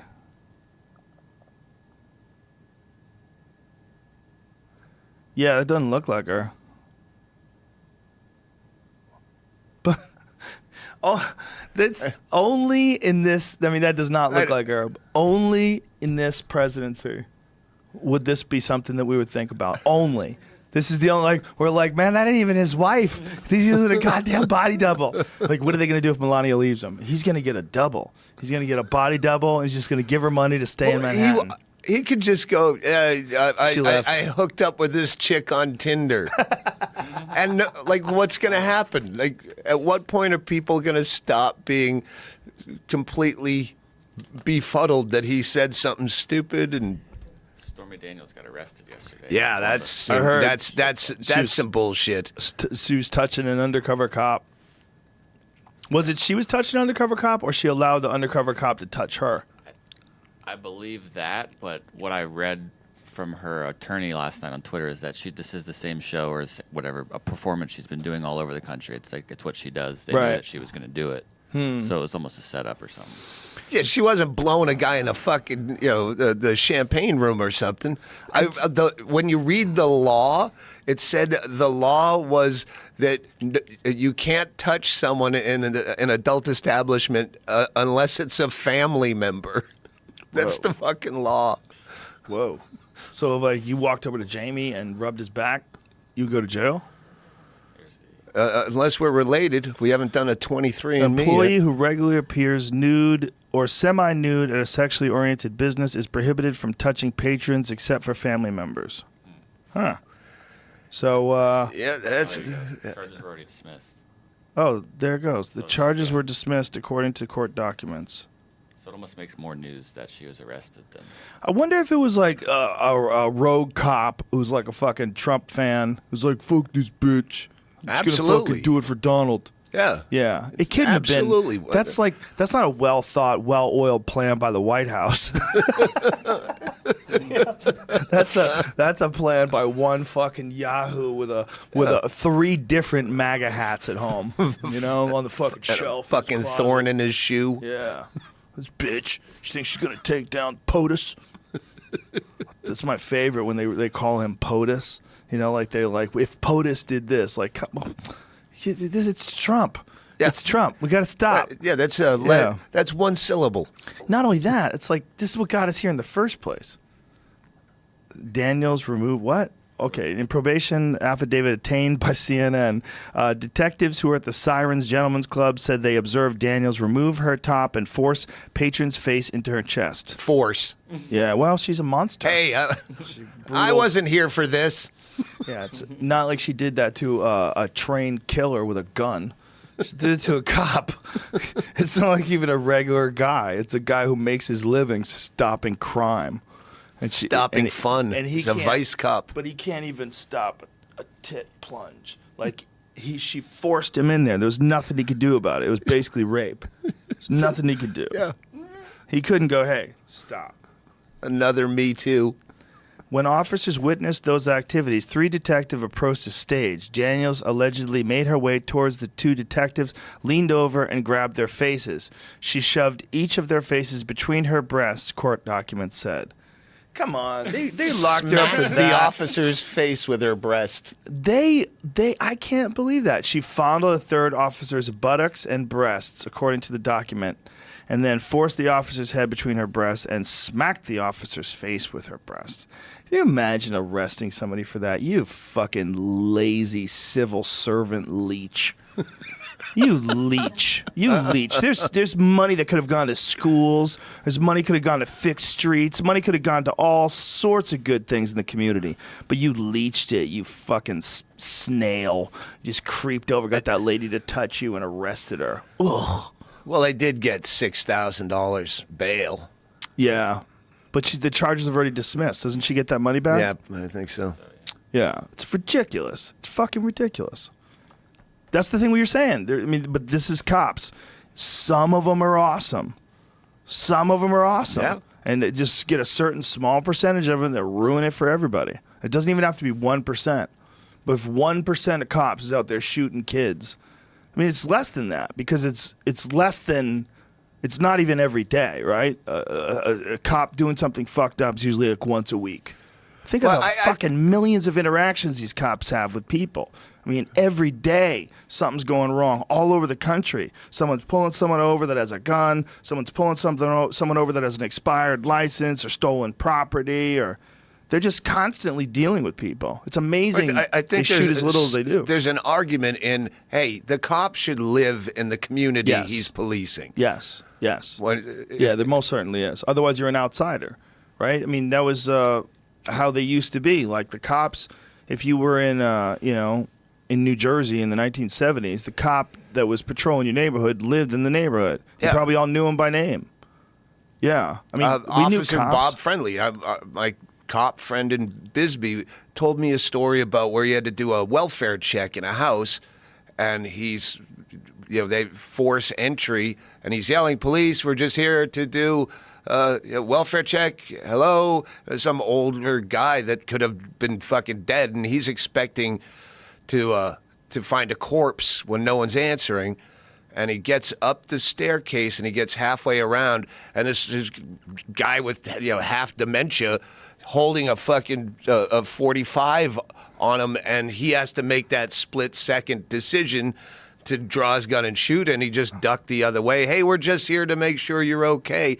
And he was like that close to taking a fucking bullet in the head, just trying to make sure a neighbor isn't dead. And okay, I understand where you're getting some fucking hairy predicaments. Yeah. Where if he shot this fucking old guy. Oh, could you imagine? Shoot an old guy in his house because he thinks he's protecting his house from burglars, and you're just there to check to see if he's all right, and you wind up shooting him in the head. Ugh. And, there's just the amount of days in a year and the amount of interaction they're going to have with violence. It's just too much for most people's brains, almost everybody's brain. It's almost like being on the front lines for 20 years, especially if you're in, Detroit or south side of Chicago or somewhere in a terrible neighborhood where they're dealing with crime all the time, Camden, something like that. The thin blue line where officers protect their own fucking bad apples. Yeah, you only need to see, one fucking wormhole run of YouTube bad cop videos. Well, there's people that are protecting those cops. Yep. So yeah, you got to fucking give up your weak links. What is the documentary, Jamie? The 7-5? Is that what it is? Yeah. Is that what it's called? For sure?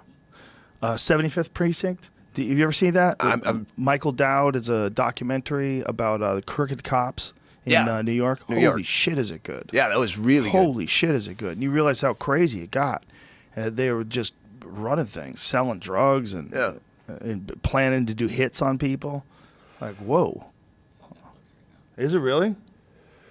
Fuck, that's a good documentary. Nick DiPaolo turned me on to that. That's a good goddamn documentary. I thought they only did stand-up comedy on Netflix now. They have a lot of goddamn documentaries. Have you seen the Wild Wild, what is it? No. The Wild Wild Country. Yeah. Have you seen No, that? I haven't seen that. I just got back on Netflix. I've been out of the country for 4 months, basically. But I just watched Evil Genius about How was that? the pizza bomber. It's a Yeah. 4-parter. Yeah, it's really good. It didn't need to be 4 parts. Every documentary you watch could have been a third shorter. Yeah. But yeah, with the guy with the neck bomb, Yeah. and his fucking head blows off. They send him into a bank, and they still don't really know if he was involved or he wasn't involved. But it's a really good documentary. Yeah, there's a What's ton the of them Wild now. Wild West? Wild Country is about a sex cult that took over a town in Oregon. Oh yeah, in the 1980s. Oh, that's. Yeah. I was looking for that. That's the one I was looking for, but. I know it was the Bhagwan Sri Rajneesh. Yeah. And yeah. I'm like, I don't like to search Bhagwan. I Yeah. wouldn't even know how to spell that. I wouldn't even know how to spell that enough for Google to correct it. Did you know about this whole thing before the documentary series came out? I You heard about knew that about guy? it. I never heard about but it. not in depth. And I've heard it's a fucking brilliant documentary, but I didn't know the name. It's I'm amazed I just said Bhagwan Sri Rajneesh. that is pretty amazing.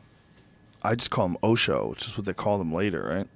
But it's I didn't know it happened. I'd never heard that this was a thing. That there was a whole town that gotten taken over by this wacky cult. I never heard a peep about it. So when this documentary series came out, this is all like, what? When was this? Like I it was all remember totally when it was new to me. happening. Do you? Yeah, that's how I remember the name, but I didn't know the details. I didn't know the criminal element of it. I just it was don't- like the Reverend something Moon. Yeah, the some young Moonies, moon. Yeah, the Moonies. Yeah. I just remember it existed. I don't know anything about. Wasn't that Steve Hassan guy, the guy that's the cult expert? Isn't that what he was in? Wasn't he in the Moonies when he wound up leaving? Was that what it was? They found him when he was in college and recruited him. There's a guy who's he's an anti-cult educator, and he was in one. He got roped into one when he was in college. Catholic? Well, he's Jewish. The Unification Church. Which Unification Church? Which Yes. is that Moonies? it says X Moon, so yeah. I think Huh? so. What does it say? It says Annie founded X Moon Inc., so that might be. Yeah, I think it was the Moonies. I think the Unification Church is Sung Young Moon's church. See if that's true. Is it? Yeah.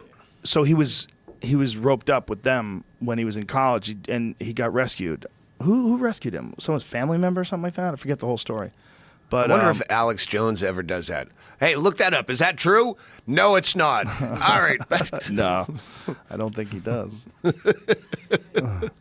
You can't believe that fake news. I just can't believe I never heard about that whole story until it went down, or until the documentary series went down. I never heard that story. It's almost like I was living in an alternative universe. Like, how did I slip this? They took over a whole town. This is when I was a grown adult. This was in the late 80s. Like, how the fuck did I not know about this? Well, that's what fucking Scientology did with Clearwater, basically. Did they? Well, I don't know if they took over the town, but they Close. Yeah. Close. But these people took over I can't a ranch. believe these Mormons in Salt Lake. How did I not hear about this? When you see it, you realize the scope of it. When you see the old home movies, you realize like, oh, like they made a whole town. They took they had this ranch, and they said they couldn't have the ranch. They couldn't turn it into this town. They couldn't develop on it the way they wanted to because they were recognizing that these people were becoming like it's a giant cult that was next door, and all these people were moving in. And so they said, oh really, okay, we'll just start buying the houses in this town and knocking on everybody's door and go, how much do you sell your house for? This tiny little house or tiny little town, so just like a Bisbee type place. They started buying everybody's house, and then they started shipping in homeless people. They shipped in homeless people and took care of them so the homeless people would vote. Dude, the whole thing is they let anybody join. Just get on a bus, you can join. And they drove them out there to Utah. And then they created like thousands and thousands of people. Oregon. Thousands of people. And they took these people and they made them a part of the community, and they used them for voting, and they took over this town. It's fucking crazy, man. When you're watching it, you're just like, how is this not mainstream news that how is this not like Jonestown Massacre? It seems almost more impressive. Less people died. But well, I don't know the dark element of that. That's what I don't remember. I know they did some fucked up things. I don't want to give it away. You got to watch it. Don't give it away because I want to watch it. Fucking amazing. And what's amazing is they got so much footage. You could see what these guys were like carrying machine guns. They took over the police force. They call it the Peace Force, but they're all got fucking semi-automatic rifles and shit. And they're walking it's like around. Warren Jeffs in what's it? Yeah. Is it Colorado City? I think that's Utah. It's the Arizona-Utah border. Yeah, he's a Mormon, right? He's the he was the radical he's in polygamist. prison now, but he's still running things from prison, and the family's still somewhat. What did they get him on? They get him on polygamy? Yeah, He had a fucking like a 16-year-old wife. Ugh. One of his wives. Yeah, it was child rape. Oof. There's a good documentary about that. It's a false prophet, something prophet. Oof. Do you know that that's the whole reason why Mitt Romney's family's from Mexico? Did you know that? No. Mitt Romney's family moved to Mexico back when they made polygamy illegal in Utah. Oh. Yeah. What is this? An exclusive look inside the compound Warren's Jeff shared with 79 sister wives. He was #ballin'. 79. Homeboy had 79 wives. And they're all ugly as fuck. That's how you gotta roll. The hot bitches. No, there were actually. I think there was a hot one. That got out. She's in the documentary. Yeah, the Mitt Romney clan. They moved to Mexico when they started putting all these restrictions on them in the United States, like no polygamy, this. Was his parents super Mormons? Were they polygamists? Yeah, well, they were in the ones that left and went to Mexico. They were from whether they were still polygamists when they were his parents, I don't know. But when they initially established that sect, they moved to Mexico specifically to avoid the laws of the United States. And there's several of them. There's more than one family there, and they have to fight off the cartel. There was a Vice piece on it. Fucking crazy, man. These people, they're armed to the tits, wandering around their compound. They got fucking barbed wire fences everywhere, and they're worried about the cartel coming in. And they get kidnapped, and they have to pay ransom, and everybody knows they have money. It's fucking crazy, man. That's Mitt Romney's parents. Polygamists versus the cartel. Phew. Yeah, I forget the name of the Vice piece. Just meet Mitt Romney's Mexican Mormon family, drug cartels versus Mormons. It's a 7-part series. Yeah. Oh, that's what it's called. Yeah, there it is. It's fucking wild. So they go over to Mexico and hang out with these people. You go to Mexico and they have this enormous Mormon community in Mexico, fortified. Someone was telling me guns. about you have some viral piece snapping on immigration and anyone who will take away their a baby from their parents. Yeah, it was just me and Duncan talking on a podcast about how crazy it is that people are like, should have broke the law. Should have broke the law. Yeah. Something about trying to get rid of the fucking if you believe that's okay, don't follow me, don't listen to me.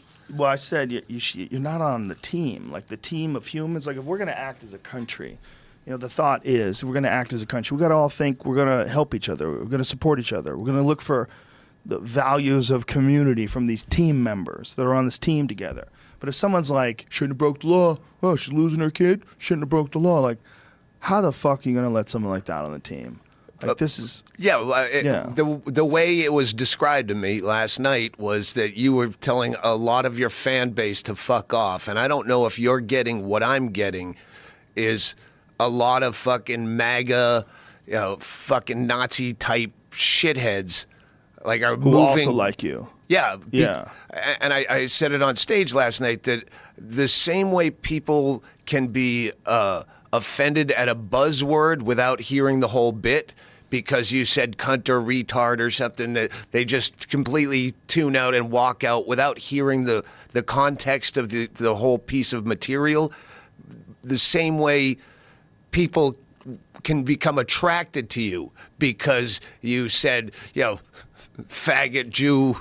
Right. Without hearing the context of the bit. And I'm having to force people. Like, I don't want you as a fan. I have enough fans. I have my little niche base, and you can go away. And like the libertarians, I have to distance myself from them because that was always a split of, civil libertarians and, legalize, drugs and that versus snake handling, homeschooling Christian types that don't want the government involved in them raising freak kids. Right. But now it's like, it seems like all the good parts are now just anti-Trump, like we have to vote Democrat, and the bad parts of the libertarians are the whole now. Where I'm not a fucking I lean libertarian, not the party, but the ethic. I lean that way, but I'm not calling myself a libertarian anymore because it's a bunch of fucking Nazis. Not all of them, but I'm saying a lot of people have. It's become. Like the good parts have left. Well, I think there's just a problem with groups. Whenever you have groups, you're going to have the fringe. And when you have the fringe, whether it's the fringe stupid or the fringe radical right or the fringe radical left, they sort of define the group and they taint it. And if you have a group that anybody can join, like, do you have libertarian ideas? Yes, I do. I support a lot of libertarian philosophy. Good. Become a libertarian. You'll be with us. But there's, Dave Smith at all? From Legion of Skanks? My mayor. Oh, different guy. Dave Smith from New York, comic from New York's a legitimate libertarian. I think I just did a podcast with him. I'm sure you did. Did you do the Skanks in Legion of Skanks? Yeah, but I think it was without Big J. I don't know. Okay. I was promoting my book, so I was doing like 18 things in a day and drinking the whole time. So I'm a little loose on the details. Yeah, I know those kind of podcasts. I think there's that's a legitimate like concern. This podcast where I go, you know what? I'm not gonna fucking smoke in his studio this time, and I'm not gonna drink. It's working. And here I am. But the smoke thing's working. It's not bad at all in here, right? It's pretty good. It's way better than it would be if there was no fan thing. What the fuck were we just talking about? David Smith. Oh, or but Dave libertarians. Smith. Yeah, but the problem is just being in groups, man. Like identifying as a right wing, identifying as a left wing. So many people that identify, you just grab those ideas. And that usually this other one team issue. has. Yeah. Immigration. Yeah. I'm against it, so I'm right wing. Yeah. The rest of your day, you're abortion. If you're pro-choice, you have to be left wing. Like there's the right-wing people that go pro-choice, they get attacked. That's one of those weird things where I think racism will stop them overturning Roe versus Wade. Racism will? Yeah, they're against abortions, but not for all these Mexicans having all these kids. That might be the only way, right? I was on Frankie Boyle's show, and I was saying that that's the only way that Trump would overturn gun control or put in gun control laws is because school shootings are the only time he's not on CNN. When it takes like 30 people to die on a schoolyard before CNN stops talking about him for a minute, steals his airtime. We're gonna ban these assault rifles because I'm not getting airtime. They're talking about these dead kids. Get me back on TV. Even if they had a story about a school shooting, they would have Russia scrolling across the bottom. The scroll across the bottom is like the ultimate insult to your attention span. It's like, I know you can't pay attention to just what's on the screen, stupid, so I want to give you some extra data. How about the stock market? I'll leave it for you up here. You know how much money you're losing constantly. And then follow this ticker tape of sadness and despair below you. You in the stocks? No. I mean, I have a business manager, and some of it's invested in some different things, but I don't pay attention to it. I get some stocks where a friend of mine talked me into, and I get it like every couple months. My stockbroker calls. Doug, it's Steve Viafor. I want to make some moves. And like last time I actually wrote down, he'll just start spewing this jargon where I put him on speakerphone in the van when we're on the road so everyone can hear I go, do you fist pump? Are you on top of a desk like Wolf of Wall Street fist pumping as you're selling me this bullshit? Because I have no idea what you're talking about.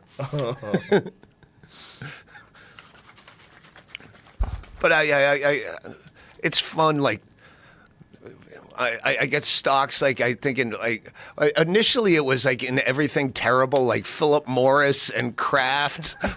And Bingo's like, can the Kraft be my? I love Kraft macaroni and cheese. Can that be my stock? I go, yeah.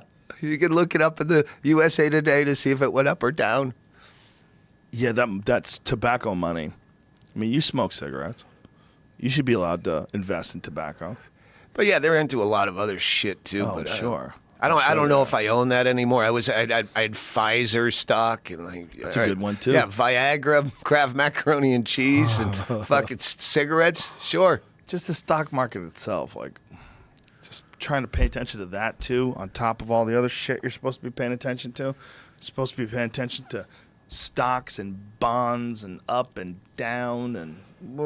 Yeah, I stopped paying attention because I'd get these calls where he's moving it into this, and I don't know, and then I have to fucking look up if it's up or down. And I don't give a shit. If you're working on your act, and if you're working on if you're gonna do your podcast, or you're working on your act, or you're getting ready to go on the road, you're going over your material, how much fucking time do you have to pay attention to the stock market and really know what you're investing in, and really doing the research on the company? Oh, I don't. Of course, no. It's crazy. I get reports and I see if this number is higher than this number. There's just no fucking time, Douglas. There's no time. You know what? For you, there's no time because you do a lot of shit and you're very ambitious to an almost pathological extent. Where I have all the fucking time in the world and I'm always riddled with anxiety. Like I do nothing, but I can't enjoy it. It's not like I'm relaxed. Like there's something I should be doing all the time to where I'm paralyzed in bed because I don't know what it is I should be doing. I know there's something. Well, I think if you do more things, that feeling goes away.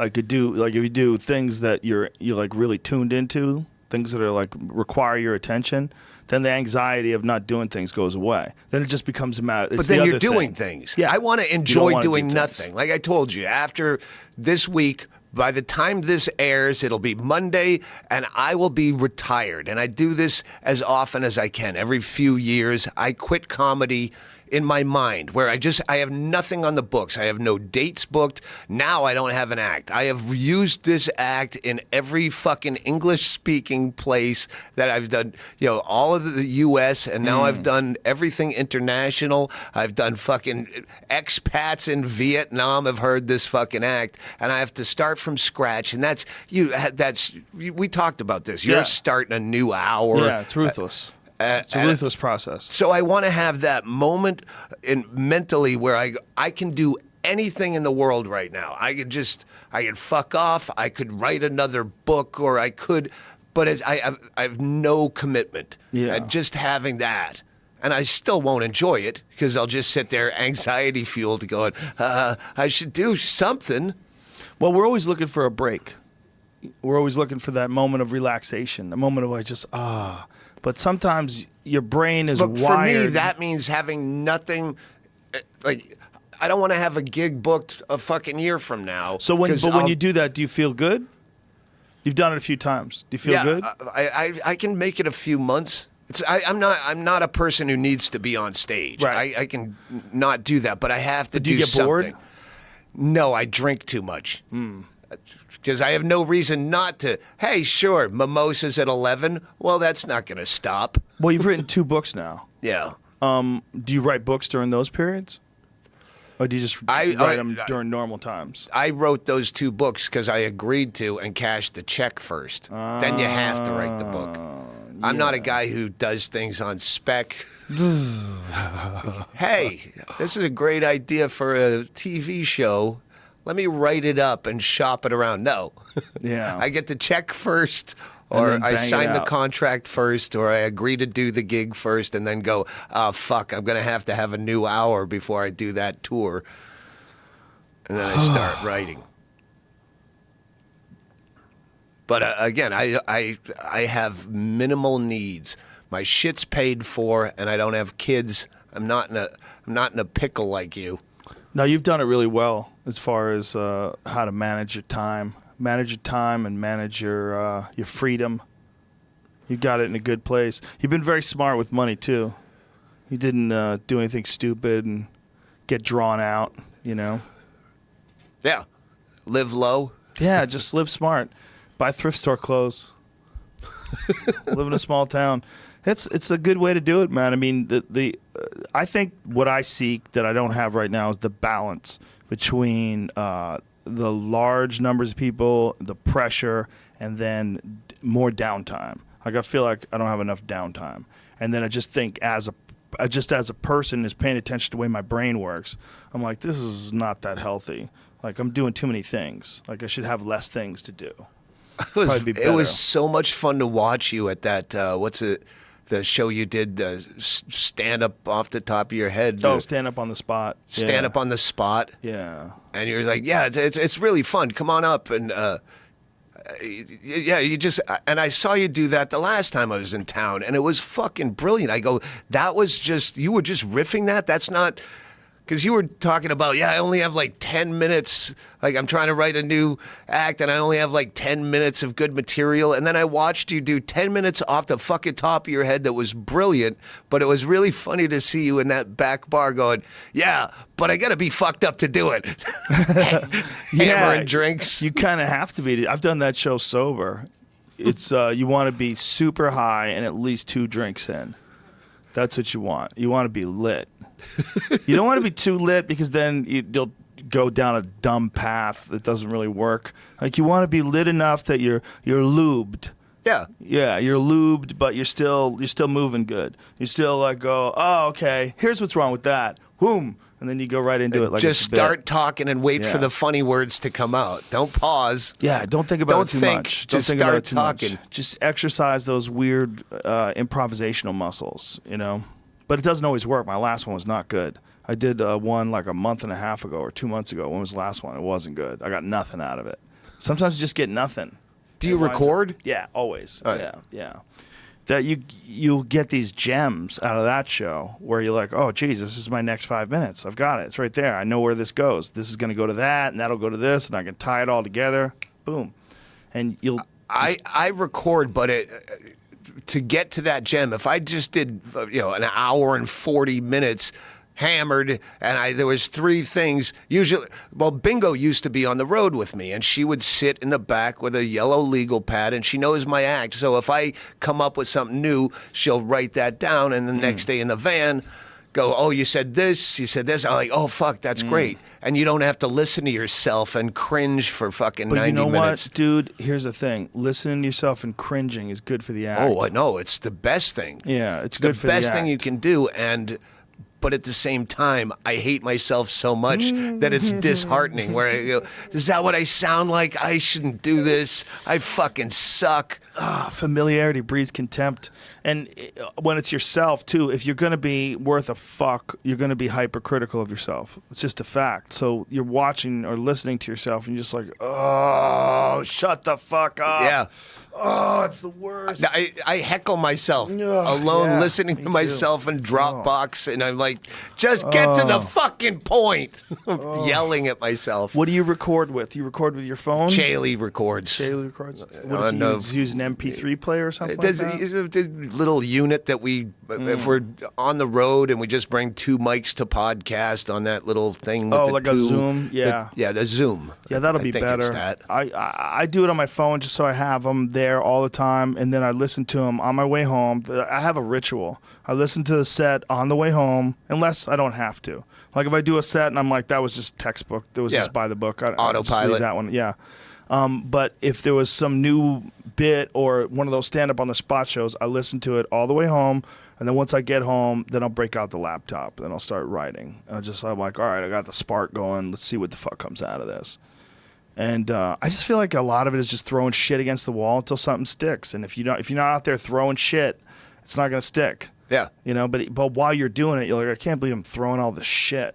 But then Well, a lot of times when you get so bored with a bit, like that, this, like any special, I probably have three. All right, this, I have to do these 3 bits, but then you're tired of them, and then I just start fucking around with it, and just to make it interesting for me. And that's a lot of the times where you find, oh, this works. Yeah, sometimes works better, right? Yeah. Sometimes you'll find. I mean, comedy is one of those weird things that you have to do it in front of people. You can write and you can get seeds, but you got to plant those seeds in the dirt of the crowd. There's the only way. It's the only way. Yeah. Occasionally I'll come up with a bit and it's done when I come up with it. Like I know the premise, I have the setup, I got the punchline, boom, and it's done. And you can bring it to the stage and it never changes. But that's like 1 out of 100 bits. Yeah. Maybe, right? Yeah. This was my first show in the States since March. I started in Southeast Asia and then Australia and then Canada and then the UK. And I go, I know a lot of these tags are going to fucking work if I ever get back to the States. Yeah. Like this is not getting what it should get, but it's also, and there was other bits. Last night was my first show in the States where like, I'm really excited to see it. Usually it's the opposite where I go, I don't know if any of this is going to work in fucking Europe. Right. Now it's like, I can't wait to see what works, like what people will get offended at that they don't give a fuck in Australia. Right. It's never too brutal there. But with the seismic shift in the political and social landscape now. It really has been seismic, right? Yeah. Yeah. But my audience is pretty much immune to that. Yeah. Where, hey, you can't talk about this anymore. I can. It reinforces your audience. It reinforces your relationship with the audience because they know, oh, well, Doug will give us the real deal. He'll give us real comedy. You know, people are scared to do real comedy right now. Real comedy requires offense. You're gonna offend people. I don't have a sponsor or a network that can, sanction me. They will fire you for anything now. It's the weirdest time ever for getting fired. People are getting fired for things that don't make any sense. I'm not popular enough to get protested or have people try to, lean on the venue. Yeah. Yeah, I think it will be good for me. Well, Jamie, was it you that said that Kanye West, that people were calling the area, the time we live in, cancel culture? This is cancel culture. That everybody is just looking at cancel things. Also, cancel Roseanne Barr. Cancel that bitch. I was talking to you about, at the same time, I have to watch how I phrase things because I don't want that fucking Nazi element. Right. And I'm talking in hyperbole. Yeah, Right. They're not Nazis, but a lot of people that are fuckheads. I don't want that group. I am not anti-Me Too by any means, although I do make jokes about it, and I have rape material, and I have, but it's almost like the fucking Me Too movement has pushed the fucking MAGA people into my court. Like, hey, fucking move them over here. That's funny. Yeah. It's a funny time. It's a time of great communication, for good or for bad, and probably for both. But there's more communication going on right now than pretty much ever, any time that I could ever remember. I'm furrowing my brow at what you mean by communication, because I think Just there's a lot of disinformation. I'm not saying spectacular lines of thinking that lead to transformative Open shifts dialogue. in culture. But is it just yapping? More people are yapping in comments. They're yapping on Twitter. They're yapping on Facebook. They're yapping on Instagram. There's more yapping. It's more blogs and yapping and video yapping. There's more communication. There's a lot of opinions. Yeah, that's My what I mean. Twitter feed where you Yeah. go, hey, you used to write jokes on here, and now I know. you're Well, Ari put a whole thing about all these comedians like saying things that aren't even remotely funny about issues. It's and how uninformed are a lot of those opinions. Like, if you questioned a lot of these comics, like 3 levels below the surface, how much do you really know about this issue that you're speaking about? Because I remember when I, was vaguely not even political, but I was really like into the libertarian thing, and like. If you question, and I was open about it, listen, everything I know on that subject is the bit that I did. If you question, that's just surface knowledge enough to make it funny, and then I move on. I'm not home studying this shit afterwards. Like, I know enough to make a salient point, which I can stand behind, but if you had me on a panel talking about it, now all I know is the bit. That was the extent of my knowledge with a fist fuck joke at the end. Yeah. Again, it's too much shit to know. There's no way you could know most of the issues that are pressing today. There's no way. If you have an actual job and an actual life and friends and shit you like to do, Yeah. there's no way. So we got a bunch of people that are arguing about shit that they're not even barely informed And my about. brain is beaten to a pulp. Where Yeah. I read a course. book. 2 days later, I remember if I liked it or not. And I might remember one fact from that I can turn into a bit. Right. And then, Yeah. What do you think your brain is occupying? Like, how do you think it's operating? Do you think your brain is operating at 50% of what it was when you were 21? 75%? I care about a lot less. Right. So So how much of it is that? well, I mean, a lot of it is fucking alcohol and age. Yeah. Where I blame the alcohol probably as much as I should. But I know people that are my age that they can't remember a fucking thing and they don't drink. Well, I think too many things happen to people in their lives, too. I think it's impossible to remember everything. They have that thing where you can only keep a certain amount of people in your brain. It's called Dunbar's number. A certain amount of people, like in your tribe, like 150 people. You can keep intimate relationships with 150 people in your brain. I bet that's the case with life experiences, too. I bet that's the case with information. I bet that's the case with... I think you only have a certain amount of database space in your brain. And I think some people really exercise it and expand the capacity and get it pretty impressive. But there's still only room for a certain amount of shit. There's just, if you're really paying attention to some things, the other things you kind of half-ass. It's just the way of being a person. We're not designed for, a perfect output in every single category of things that we do. We're designed to pay a lot of attention to some things, and as long as like food and shelter is taken care of, kind of barely pay attention to other things. Yeah. That's what we do mostly. But today, the chatter, the yapping back and forth, and people wanting to be right. I mean, I watch battles, like Twitter battles, all day long sometimes. Just watch these people go back and forth. Everybody just trying to be right.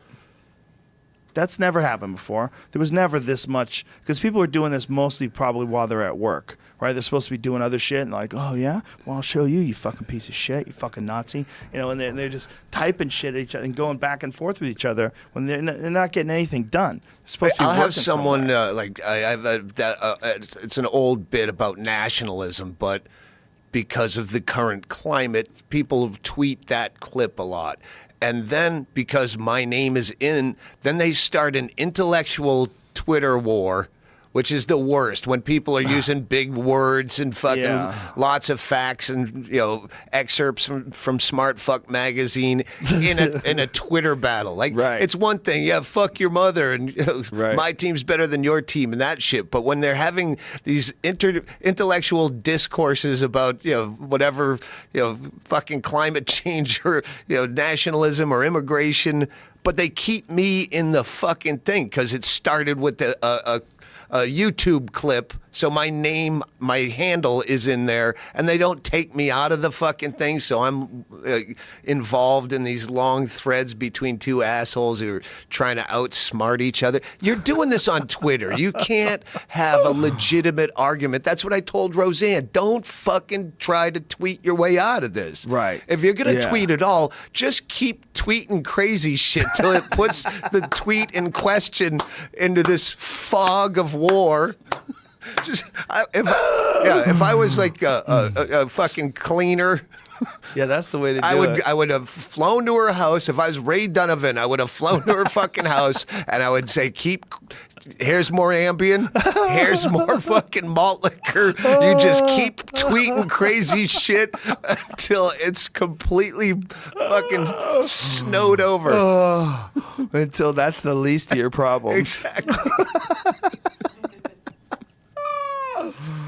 That's so true. I think most of the people that are tweeting all day are either don't have a job and they're just addicted to Twitter, or they're at work and they're just fucking off and they're supposed to be working. And so this is way more engaging to them because they're already stuck in this office. So they're making sport out of like going after people or getting at people or communicating with people. They're making sport out of it. It's flexing their intellectual muscles because they're, trying to find a good argument to your point that makes you look fucking stupid. And they're doing it in 280 words.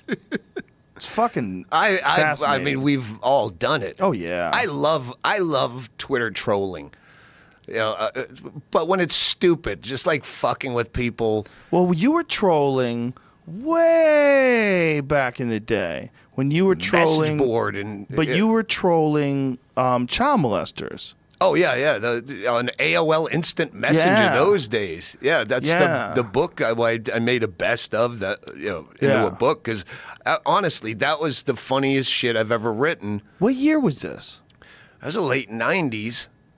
Like when I did the Aristocrats, and they go, you just make up the joke however you want it. I just took verbatim stuff I did baiting pedophiles. Right. I just used the shit I was doing fucking with them. I almost forgot about your baiting. It was like you had a website, right? Wasn't the website? They had a website. They had a website, and they had stopped doing it because they got bored with it. So it was so fucking Huckleberry Finn painting the fence. Where hey, we'll get you to. I asked them, hey, can I do this and submit them to your site? I don't know how we had that much fucking time. I would spend 14-hour days just trying to get a fucking full one because you get one that went halfway through and the guy bails out because he figures out you're fucking with him and it's not printable. And like, how did I have that much time? I remember spending 12 hours on like free poker sites playing poker and then trolling the people because you have you can chat while you play poker and then fucking with people and just being an asshole. And how did I have 14 fucking? Because you didn't have a job. I still don't have a job, and I still have probably that much free time. But now I'm successful, so I feel like I have to keep doing something productive. Well, you're also wiser. You realize like how much time you actually invested into that versus what you got out of it. I mean, how many different pedophiles did you try to contact for one of them started talking about his dick? Well, you have to wait for them to contact you, was the point. Because you have your profile set up. I'm a 13-year-old girl, like hot talk with older men. Oh, you wrote that? However you set it up. I mean, it's written cleverly so you're not getting other fucking 13-year-old kids talking to you. And... But just the amount of time fucking off and having fun with it. There was a funny story that I heard about a undercover DEA agent who moved in to try to arrest another undercover DEA agent, and they were playing each other back and forth against each other, and they didn't know that both of them were cops the entire time. You fucking assholes. Just wasting money. Investigating each other. So fucking stupid.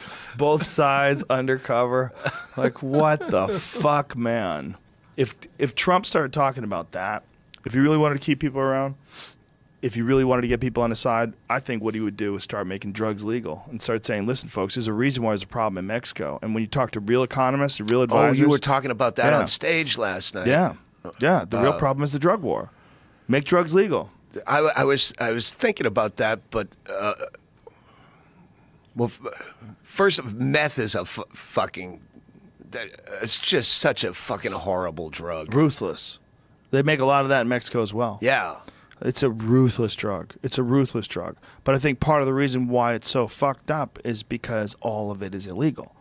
I mean, that's a big part of why it's so fucked up is because it's not regulated, it's not measured, it's the doses are not, it doesn't say on the box what'll kill you.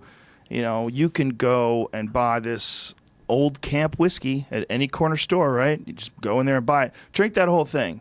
Drink that whole thing if you weigh 100 pounds. You're dead. You're dead. And we all know that. I was thinking about that. If I did run for mayor, I'd have like they have the gun exchange programs. You have a meth exchange? Meth for mushrooms. Ooh, that's a great exchange. Yeah, give them good drugs. They're doing this because it's cheap and available. Well, get them on good drugs. That's actually a really good way to approach the subject. It wasn't one of the things that Hunter S. Thompson said when he's running for sheriff of Pitkin County. He said, any drug worth taking shall never be sold, and we'll put stocks in the middle of the city to lock up dishonest drug dealers. It's like drugs should be free. Like we're going to arrest drug dealers. I think if we made everything legal, we'd have real problems, for sure, for quite a long period of time. The question is whether or not you have enough resources to parent your kids to keep those problems from happening to your family, whether or not you have enough self-control to keep yourself from being one of those problems when drugs become legal and accessible. But then once it's settled down, from there forward, we'd be moving in a way healthier place, and you essentially take all of the money out of the cartel. They're not making any money anymore. And then they're not going to be this murderous gang of it's going to take a while for things to dissipate, but look what they did to Colombia. I mean, Colombia used to be fucking crazy, and now you can go there and it's supposed to be really nice. You go to Bogota, it's supposed to be a really nice place. It's safe. I want to go to South America, and I can't. I mean, South America, it's the only continent I haven't been to. Antarctica doesn't count, but there's nothing. I've never found a place that looks like I want to go there. Argentina looks badass. Really? Yeah. That's Argentina's near the glacier. It's fucking beautiful down there. Yeah. I know Rhodes talks highly about it, but he's Argentinian. Is he? He's got family down there. Yeah. Look, there's some fucking beautiful spots in this country, in this world. But South America, the weirdest thing is like how much jungle it is. Like you look at how much of like Bolivia and Brazil, how much of it is actual jungle. You're like, holy shit. Like, no wonder why these people But down there. almost every one of them has some kind of fucking rebel army shit going on and kidnapping. Like, there's nothing that seems safe like Costa Rica. You know you're probably not going to have a lot of issues. Right. But everything I've looked up I was on the beach in Costa Rica with my kid, and some dude offered me Coke. I was walking, holding hands with a 5-year-old, and dude was offering me Coke. I'm like, hey, not right now, brother. Not right now. It's just like, I just get you whatever you want, gringo. You know, you come down here to party. I know you don't live here, motherfucker. You come here for a good time. Where'd you go?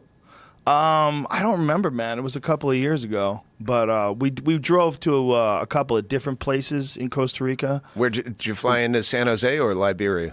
Liberia. All right. And then we went to the rainforest and did the zip lining. Dude, I heard a horrible thing. I think it was... Yeah, that was just the honeymoon couple in Roatan. Yeah, they crashed into each other and killed the guy and put the girl in a coma.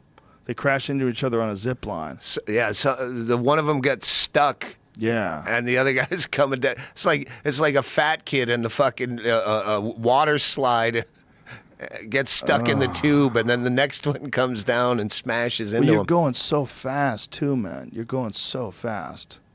You're on that zip line. You're flying. I did that once, just to say I did something the first time I went to Costa Rica. Yeah. That's enough. After that, I'm happy fat on a boogie board. Yeah, I did it once too, and I kept thinking, when do they check this wire? This wire's a mile long. How are they checking this wire? It's not a strong work ethic in Costa Rica either. No. Those dudes who work there, who are just climbing up and hitching people onto those things, like, they're a little too comfortable with the edge. Those people are just a little too comfortable with hanging off of trees, and clipping ropes onto wires, and shooting you down. They're a little too casual. Too casual about that endeavor. Yeah, one of the scariest things I've ever done is the cab ride from Jaco to San Jose in the capital, and they're fucking speeding around what should be like 15-mile-an-hour curves, and there's an ox and a cart in the fucking middle of the road, and you're just like, there's a head-on collision coming down. Okay. Yeah. So one of the things that I used to always be fascinated by Bourdain's show was his willingness to continue to go to these places where you had to take these trucks down these dirt roads, and you look out the window and you see a sheer cliff, and up ahead there's a fucking landslide. Now they got to bring in a tractor to move the rocks away from the landslide. Like, oh, dude. God damn it, Vietnam, where you're in the cab from the airport, and there's just a sea, like a sturgis of Vietnamese people. They're all on this sea of motorcycles and scooters, and like you're literally moving in your seat, like they're gonna hit it. And somehow it works like Cirque du Soleil. It Like looks those like they're going to birds. crash, but they don't crash. Like those birds in the sky that move together. Yeah. Like, yeah. how do they figure that out? How do all of them get together? Look at all these people. Yeah. This is insanity. That is just straight insanity. There's no street lights or anything. There's no nothing lights, there. no signs. Cars are just driving through. Have you ever been to Mexico City? That might be the view from where I was staying. I was staying in the hotel where they have the iconic picture of the last helicopter, CIA helicopter, taking off from the roof of the hotel, and people are like climbing to be the last person Jesus. on. That was the hotel we were at. Whoa. Where that helicopter was landing is now a rooftop bar. Wow. And that was the hotel we did the gig in. Vietnam's supposed to be awesome.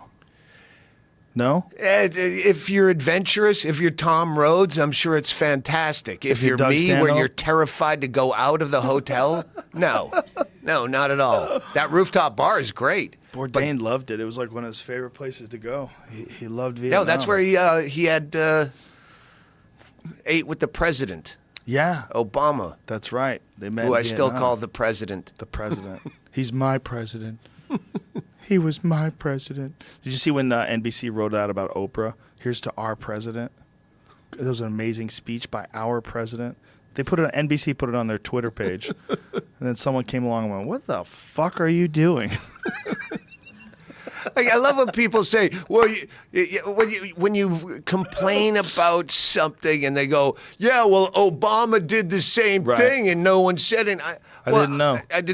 I didn't know, Yeah. and that's not the point. It still sucks. He They sucks act too. like when you make a point about an issue that it's a left or right thing, where Right. you're actually defending a person or like, no, this is fucked up and wrong. Well, Obama did it. Well, that's still fucked up and wrong. Yeah. I think Obama's a really fucking cool guy as a personality. But I'm sure Bill Clinton did horrible fucking things, and like increased sentencing for fucking drug stuff and what.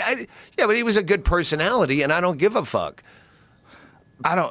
Imagine being a guy or a girl that's supposed to be paying attention to every single issue that's going on in this country and making decisions about all of it.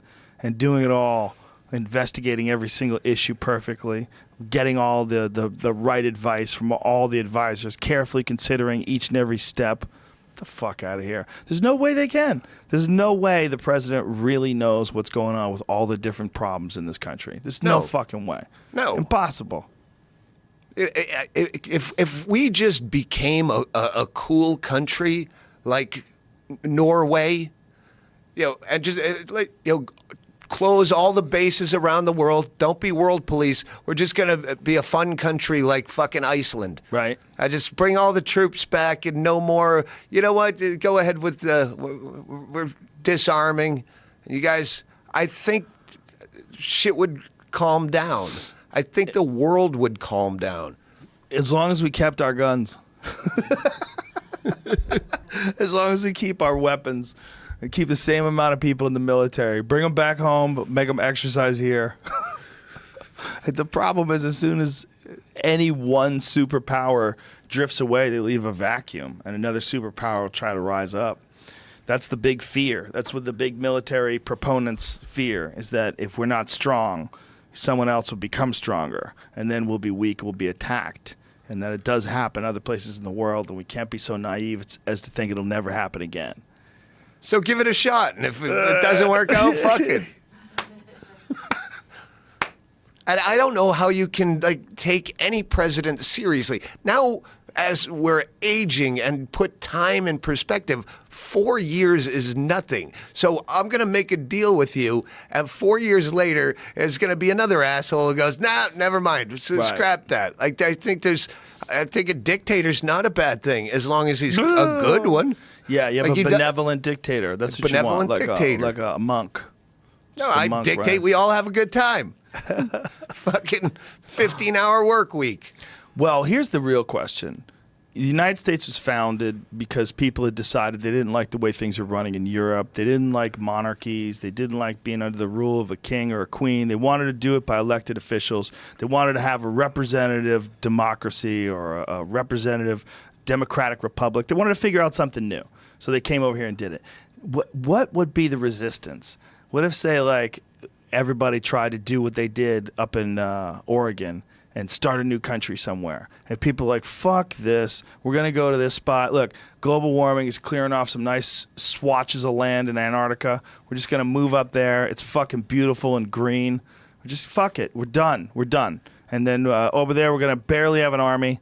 And, just have a bunch of dudes on the lookout with guns. Make sure we don't get robbed. And that's it. And, healthcare. Yeah, we'll pay for that. Education. Yeah. We'll pay for education. Yeah, do whatever you want to do. Yeah, and then everyone's going to have 19 fucking kids and ruin it. Damn. That's the problem, right? Overpopulation. But how long would it take to overpopulate Greenland? Well, that's what they were trying to do. Yeah, I looked into Greenland as a weird place to go visit. Iceland is fantastic. It's just a little dull. That's the problem with all these. Best place to live is Norway and Scandinavia and Iceland. But there is a. It's kind of there. Everyone's nice. It's like going to northern Minnesota and everyone's nice and there's no excitement. There's no right. A buddy of mine that's just said that adrenaline. About Montana. He said he was living in Bozeman, and I said, "You didn't love Bozeman?" He's like, "It's all a bunch of boring white people that just they're really into bikes. Yeah, they're really into biking and being being they have fit. Great calves. That's what he said. Great bunch calves of boring, and tans. Boring white people." But I mean, that's one of the good things about what you do is that you could be in your town and then you can go other places. Yeah. But you always have that town versus if you get stuck. Like we were talking about people that are just living in Columbus, Ohio their whole life, not to pick on Columbus, but St. Louis, whatever, name a city, versus someone who travels around all over the place. The same can be said about someone who lives in L.A. If you grow up here and you think this is the world, this crazy congested slab of humans gross. Piled on top of each other. No, the rest of the world, there's some spots where you can go to where there's hardly anybody. You ever been to Idaho? You do Boise? I lived in Idaho. Did you? Yeah, I lived in a town of 400 people for a while when I was 22. No shit. Yeah, a little cabin on the South Fork of the Payette River, about 55 miles north of Boise. There's some lakes up there where you go, I shouldn't even be allowed to be here. Like, this is too pretty. Like, this seems like you should have to pay to be here, or this should be restricted access or something. Like, it's fucking gorgeous up there. I was 22, and my wife left me. I moved to Boise just because it sounded funny. And I was doing that fraud telemarketing, so I could do it anywhere there's a phone. Right. I'm in business. And then after we moved to Boise, and immediately my wife left me for my best friend. We all moved out there together, and then my other buddy that moved with us couldn't handle the stress, so he went back to Vegas. So I moved all my shit to Boise, and within 2 weeks, I'm alone. So I moved up to this fucking. I bought a cabin, like for sale by owner. Like I didn't get a loan. I was like, here, I'm just gonna give you. It was what do you call it? I'm just signed a contract and I'll pay you. I didn't go through a bank. Right. Owner financed. Owner finance. And a little cabin, and 2 bars in town, and you were either a Long Branch guy or you're the Dirty Shame guy. And I was a Dirty Shame saloon guy. And I would drive back and forth because in a small town, they open around noon, but not necessarily at noon. And how old were you then? 22. That's hilarious. There's no fucking chicks there. So you were... I would drive back and forth in front of the bar until Jolene showed up to open. So if it's 12:15, I've been just driving back and forth waiting for her to open. And I lasted like 6 months, and then I had to ditch out on the fucking And you were there by yourself? Owner financing. Yeah, at one point my buddy that moved back to Vegas came up, and he was there for a couple months. But we'd get on the phone just enough to pay our bar tab. In fact, my bar tab, I traded out like furniture when I bailed 6 months later. I traded Jolene like my furniture in the cabin for my bar tab, and yeah, it was fucking crazy. So you could set your own hours when you're doing that scam telemarketing stuff? You just did it whenever you wanted to? Yeah. And they just got, like, you clocked in? You got paid by No, the I was hour? doing it out of my cabin. So just pick up the phone. I had leads I stole from Vegas, and And what did you do? Like, how did that work? you'd call up businesses, and then you had to pitch, and you won one of these awards, and you just have to buy this many, pens, like ad specs. Advertising specialties. This mug with, hey Joe, you won a big award, and all you have to do is make a small purchase of these mugs with your business name on them, the Joe Rogan podcast, and you're guaranteed to win this big award that's worth way more. Wow. So it was just a total scam. Yeah, Wow. but cleverly phrased so to stay in that gray area of legal. Oh, right. Where I knew a dude who had a really interesting scam. He had a scam where they were making, it was a company that would allow you to fix your credit. So they would give you a line of credit, and you would buy things and then pay off the credit, and it would boost your credit back. So if you had fucked up credit, it was allowing you to fix your credit. But the catch was, the only things that you could buy with their credit card was things from their catalog. So my soul to the company store. I get. You know those things? So they had these I catalogs. don't know that scam, but I'm seeing where it's filled going. with stuff. But say if something cost, whatever it was, a toenail clipper, if it cost like $3 at the grocery store, there it's $25. So if you want to buy it, you're giving them a giant chunk of profit. So they would ship these terrible little items, and it would really actually boost these people's credit. It actually did work. So it was enough, but it was a total scam. So you're the only shit they can buy with your credit cards is stuff from your catalog, and everything's marked up through the fucking roof. And this dude made millions on that. Made millions. That's what ad specs were. The products, like when I was working for a company originally, we would have the black matte pen with the gold metal Florentine trim and 5 lines of your ad copy on it, and we'd be selling these fucking 25-cent pens for like $4 a piece. So it was. But the scam that I was just getting into when I started doing comedy, and then bailed out and went full time in comedy, was the invention ones, like the George Foreman. Oh, like the grill? Yeah. Do you have an invention? And it's it's just such a great scam because ego's involved, and it's got, everyone thinks they should be on Shark Tank, those kind of people. And you go, I can't say, but I think what you have here. And then it's a multi-level where... Invent help. There it is. Submit your invention idea to companies. I'm not saying invent help is a scam. I'm saying scams of that. Do you have an invention? And then there's a step one is we're going to do a patent research to see, and this is going to cost you this. But honestly, Phil, I think you're onto something. I can't say that this is $1 million idea, but I know when I have a feeling. It's the way you say it. And you could just, it would be so easy. And I was just starting to do that. Did you feel awful when you get off the phone? No. I didn't feel awful till years later. Well, I never did get into that fully, where I was just starting to do that out of my house, out of my apartment in Vegas when I'm going full time in comedy. But the other scams, no, I never felt bad because where they say, oh, they're ripping off old people. No, we were ripping off young, greedy fucking people that think they're gonna fucking get something for nothing, and how would the invention thing work? Like, what if someone did have a good invention? I don't know. I never got that far into it. I was just starting where I go, fuck this. I don't have time. I'm doing comedy. I got an offer. I moved to Phoenix, and I got a job as a house MC. Like 6 months? Yeah, about 6 months after I started. Fell in love with a girl in Phoenix, moved down there, got a job as a house MC I was getting a free hotel room. The club was in a Days Inn, I think it was. So I got a free hotel, so I had a place to live, and I could do comedy 5 nights a week, and talk to the gay chef loved me and would give me free food. You do shows in Bisbee now. I have other people come to Bisbee. I filmed it's a throwaway special, but I just did it as an experiment in the funhouse.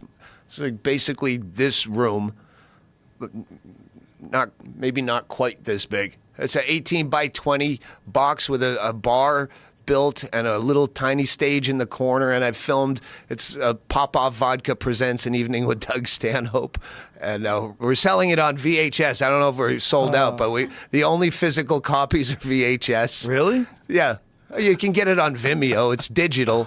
But I took about an hour's worth of material that I think there's only 20 minutes on the VHS, just the bit about Pop-Off Vodka presents, where we tried to get sponsorship with Pop-Off because it's fucking low-grade shitty vodka. And I thought that would be a funny sponsor. And Brian reached out, and through channels, they said Pop-Off wouldn't touch Doug Stanhope with a 10-foot pole. That's what they said? So I have this giant 20-minute fucking bit about it. And I'm going to be sponsored by Pop-Off Vodka against their will, and I'm going to fucking make a special called Pop-Off Vodka Presents, and I'm going to keep doing it until they give me a cease and desist. But I took an hour of material that got cut out of other specials where I go, I really like that bit. I just had to cut it down to an hour. I'm going to put this out as the Pop-Off Vodka Presents. That's hilarious. Do they know? Haven't gotten a cease and desist. We guess sell they probably T-shirts. It's Pop-Off Vodka Presents. Yeah, fuck yeah. You got a special? You're going to tell me you're a fucking rot gut fucking They wouldn't touch you with a 10-foot tranquilizer fucking liquid. Hobo tranquilizer. Hobo's always the best word to use. I think in the bit, I think I say hobo plasma. And it's, I don't know. Hoboplasma. It was a bit that but I want to experiment more with that. And we've had a bunch of comics, like Olivia Grace, who opened last night. She came down, like Bisbee for road comics, going to L.A., I'm going to do gigs in Austin. It's kind of on the way, so we've had a bunch of comics down and get drunk and go, hey, let's fucking do a show. Because 15 people in that room, it's tiny enough that that's a real audience, and we've never had a bad show there. That's hilarious. I want to film stuff. I want to start experimenting with doing just putting out singles. My bits are fucking you have bits that are fucking 17 minutes.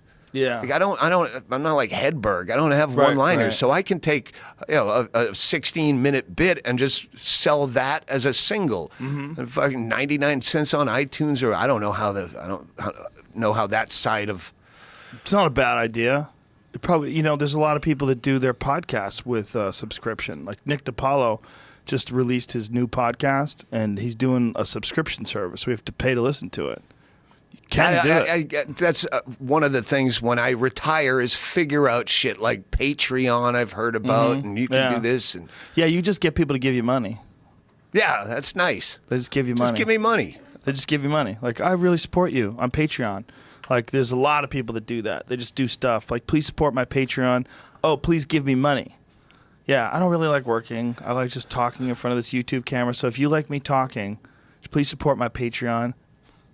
But when everyone talks about their new hour, I'm doing usually an hour and a half now, and I'm not doing, 5 different bits that I really like that I just got bored with, but I still haven't recorded. Right. So I could put out A chunk of those, like leftovers. Yeah, no one's buying a fucking DVD anymore. They're getting everything digital. That's true. So, yeah, why not just, hey, this is a great 20 minutes. I'm tired of it. Let's put it out. Yeah, it's not a bad idea. I mean, you could do YouTube Red too, or you do it through subscriptions. There's a bunch of different ways to do it now.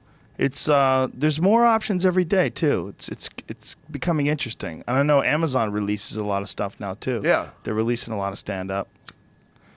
It's really kind of amazing that there's only one YouTube. That's what's really amazing. I mean, Vimeo does exist and it is good, but in terms of like when people think of like one platform where you get videos on, you really only think of YouTube.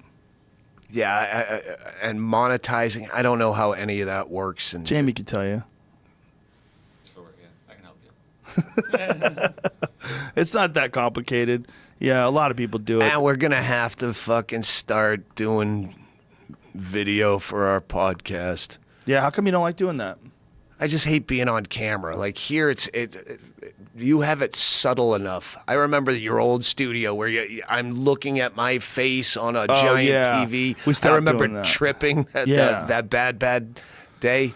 Yeah, we shouldn't have done that way. That way was dumb because when we realized somewhere along the line that when they were up on that screen, like we would look at ourselves on that screen, it would make you think about it.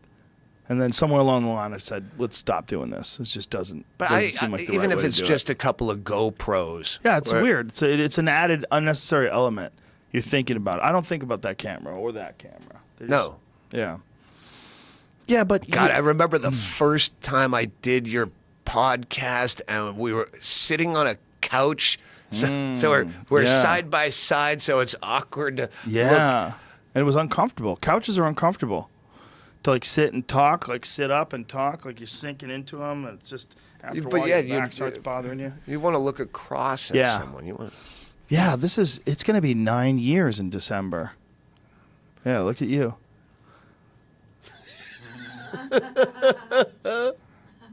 Crazy. Yeah, that couch was in Ari's house for a while. You still have the make me hard sign. Yeah. That was offensive. Too offensive for Comedy Central. Yeah, you're doing, so your fun house is like you have an extra house. So you have like your main house where you live in, and then you have the fun house that has a bar. And then we have a guest house. And you it's bought like a couple houses in town too, right? Yeah. Yeah, we got a few. You're becoming your own Oregon cult. You like just slowly buy up the town. Yeah. Start renting it out to people that you like. That's what the Free State Project. Remember that whole libertarian movement to try to get everyone to move to one state? Yeah. And that way we can all vote. Because we get 1% of the vote nationally, but if we all lived in one state, then we could... Yeah, then they picked New Hampshire. I'm like, I'm not going to fucking New Hampshire. Fuck you. It's just too hard to get laid up there. It's too fucking cold. It's too cold. I haven't seen winter in many years. I remember Fitzsimmons got kicked out of a gig up there, and they had told him not to drive at night because there's so many moose on the road. But they kicked him out of the gig for swearing. They fired him. When he got there, they had his bags packed when he got off stage, and they said, "You're fired. Get out," because he was supposed to be there for the weekend. And they made him drive home. I'm guessing this is a long time ago. Oh, yeah. We were both starting out. Fucking Fitzsimmons is a hothead. Oh, he's a hothead. I never saw that in him. Oh yeah, he's Irish. He's always been a hothead. As long as I I've did known his him. podcast a few years ago, and he almost came to fisticuffs with a fucking parking attendant. Like, fuck you. You want to fucking, like... Really? Yeah. Whoa. And his face just fucking beat red. He was going to beat the fuck out of the guy. Just ignored me. He was so angry. Like, I'm just waiting there to do his podcast, and he just blows by me like I'm a problem, too. Like, fuck. Just enraged. That's hilarious. Psycho. Yeah. And then we get on the podcast, and he's fine. He's a professional. Yeah. I fucking He love knows how to be Fitzsimmons. I do too. We started out together, like within a week Yeah? apart from each other. Oh, no shit. Yeah, we were buddies when we were raw open micers. We used to steal jokes from each other. Like, we didn't really have enough material to do like a half an hour. So like, he would do some of my shit, I'd do some of his shit, and he would tell me, "Oh yeah, that blowjob bit worked great," and fucking some shithole in the middle of nowhere. Like we were like a year in. We were both about a year in when we started getting paid gigs. Yeah. But when you're a year in, you really don't have You 25 ain't got minutes. shit. my first, right before I moved to Phoenix, my first paid road gig was in Flagstaff for Sandy Hackett, and I was co-headlining with a ventriloquist who'd never worked a comedy club. He only worked his county fair circuits, and I remember he was so weird. It was an old historic hotel that we were staying in that they put us up in, the gig is in, and he moved to a different hotel because this was so old. He thought it was a fire hazard, and he said one time he played a cruise ship and someone threw his dummy overboard, and he can't go through that again if he lost his dummy in a fire. So he paid probably as much as he was making for the gig to get his own hotel that was a decent hotel. Jesus. And I remember, I think I only had to do like 30 or 35 minutes, and I was stretching to get 27 with everything I had. And I remember stealing some jokes from one of the Vegas open micers where I lived. They'd go back and say, "Oh, hey, I used some of your material because I had to fill time," and then I find out later that was stolen material. And they look at you sideways. "Oh yeah, okay." And it was like Hey, really dumb Don't do it shit. again, okay? Yeah, those road gigs back then. I mean, you didn't realize it at the time, but it's all of it builds up to be this giant education in how to do stand up, and the foundation of those road gigs is irreplaceable. Yeah. All my favorite comics, they started out doing the road. You know, everybody, Joey, you, I mean, Ari, Duncan. I don't know everybody- if anyone has done this as a gimmick. I know this is a town of gimmick shows. My First Notebook. Has anyone Dude, yeah, done that? Owen Benjamin. I mean, not Owen Benjamin, Owen Smith. Owen Smith has a show that he does online where I brought him some notebooks from like 92, 91 and 92. Terrible material.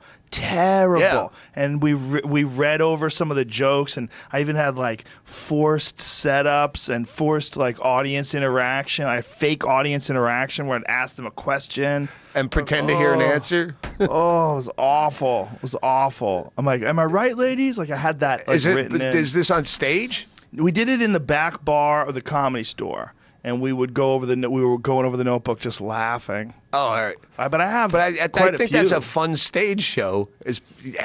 Yeah. You have to go up and do the act. Right. Well, the thing is, I didn't have the act like clearly written out. All but my I'm saying notebooks you were have to just perform mostly, material from Yeah. the first notebook. Well, back then, if I wrote 100 things down and one of them was halfway worth talking about, it was amazing. 'Cause I didn't know what I was doing. My first notebook, I have written out my 4 minutes or whatever it was, including "Hi, my name is Doug Stanhope," is written out. Well, if you want to practice correctly, I know guys who used to practice in front of the mirror. They would just stand in front of the mirror and do their act. "Hey, am I right or am I wrong? What do we do here?" I don't know if I ever did that, but I was certainly the guy pacing in the back alley, saying it out loud, and with the hand gestures and everything. Right. And Yeah, just going over it in your head. I know a guy who used to do his saying act. it. Yeah, I know a guy who used to do his act on camera He'd do it alone in a room, like in a bedroom, set up a camera, and do his act to the camera, and then go back and watch it and analyze it. Oh, you get those emails. Hey, this is I'm doing comedy now. Tell me what you think, and you click on the link, and it's a YouTube of them in their basement, just By talking themselves? to a camera by themselves. Like with the eyes of that YouTube shooter lady, just creepy, reading you off their material. Oof. Imagine having to do it again. It's one of the things that Dane Cook said once. The one thing that I could never imagine doing in life is starting over as a stand-up from the beginning again.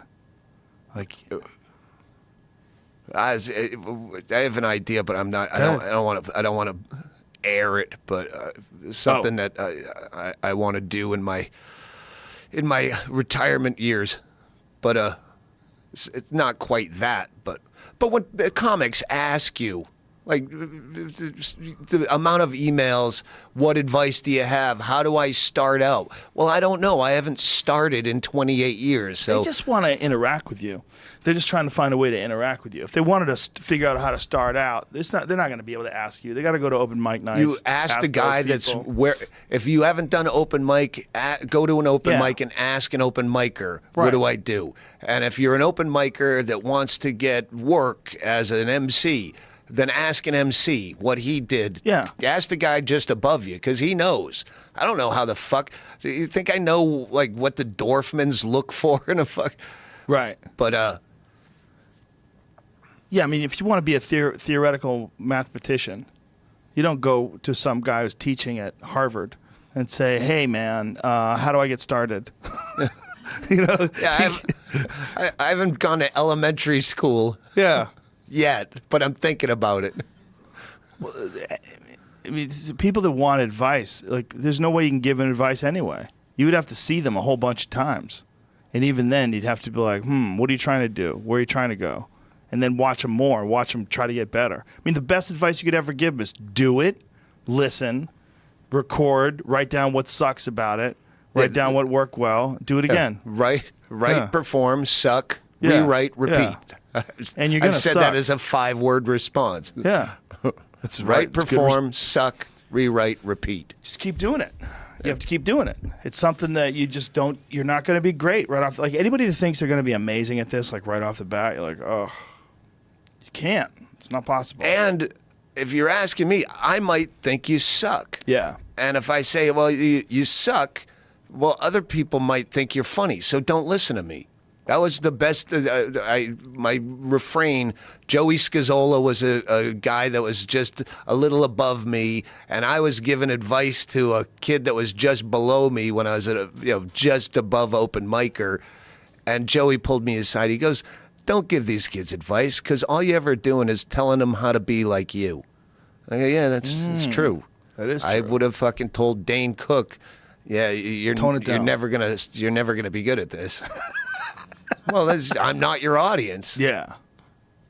Well, comedy's always going to suffer from that because there's no categories.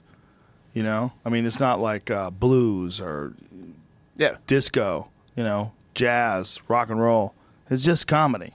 And there's different kinds of comedy, different ways of doing it, but there's no categories.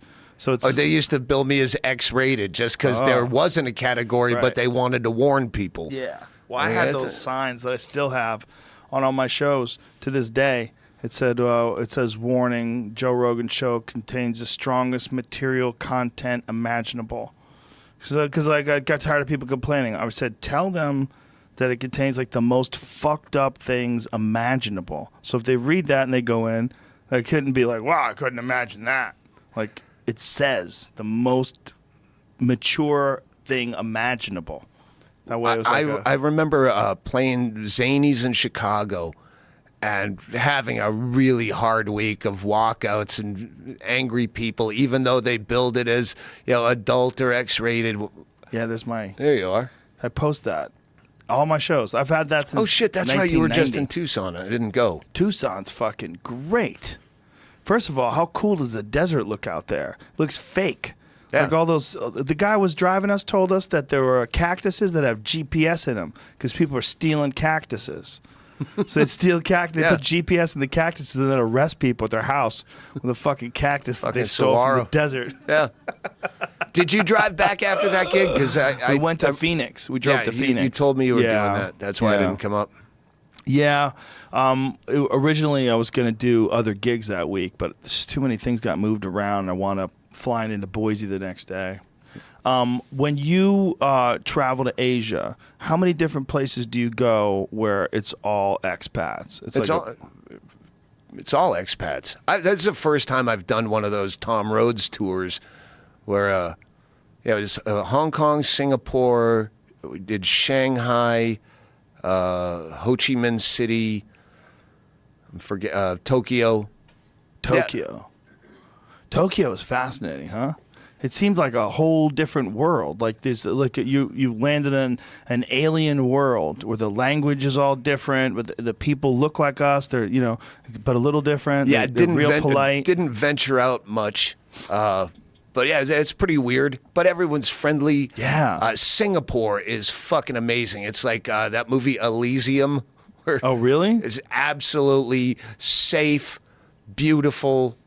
No crime. Super wealthy, right? Very wealthy. Like more than New York City. Like more expensive to live in than New York City. Don't know. I know it's very expensive. I was doing like they were paying for all these 5-star hotels and shit where I probably took a bath on the guarantee. if I paid my own way, I could have done it way cheaper.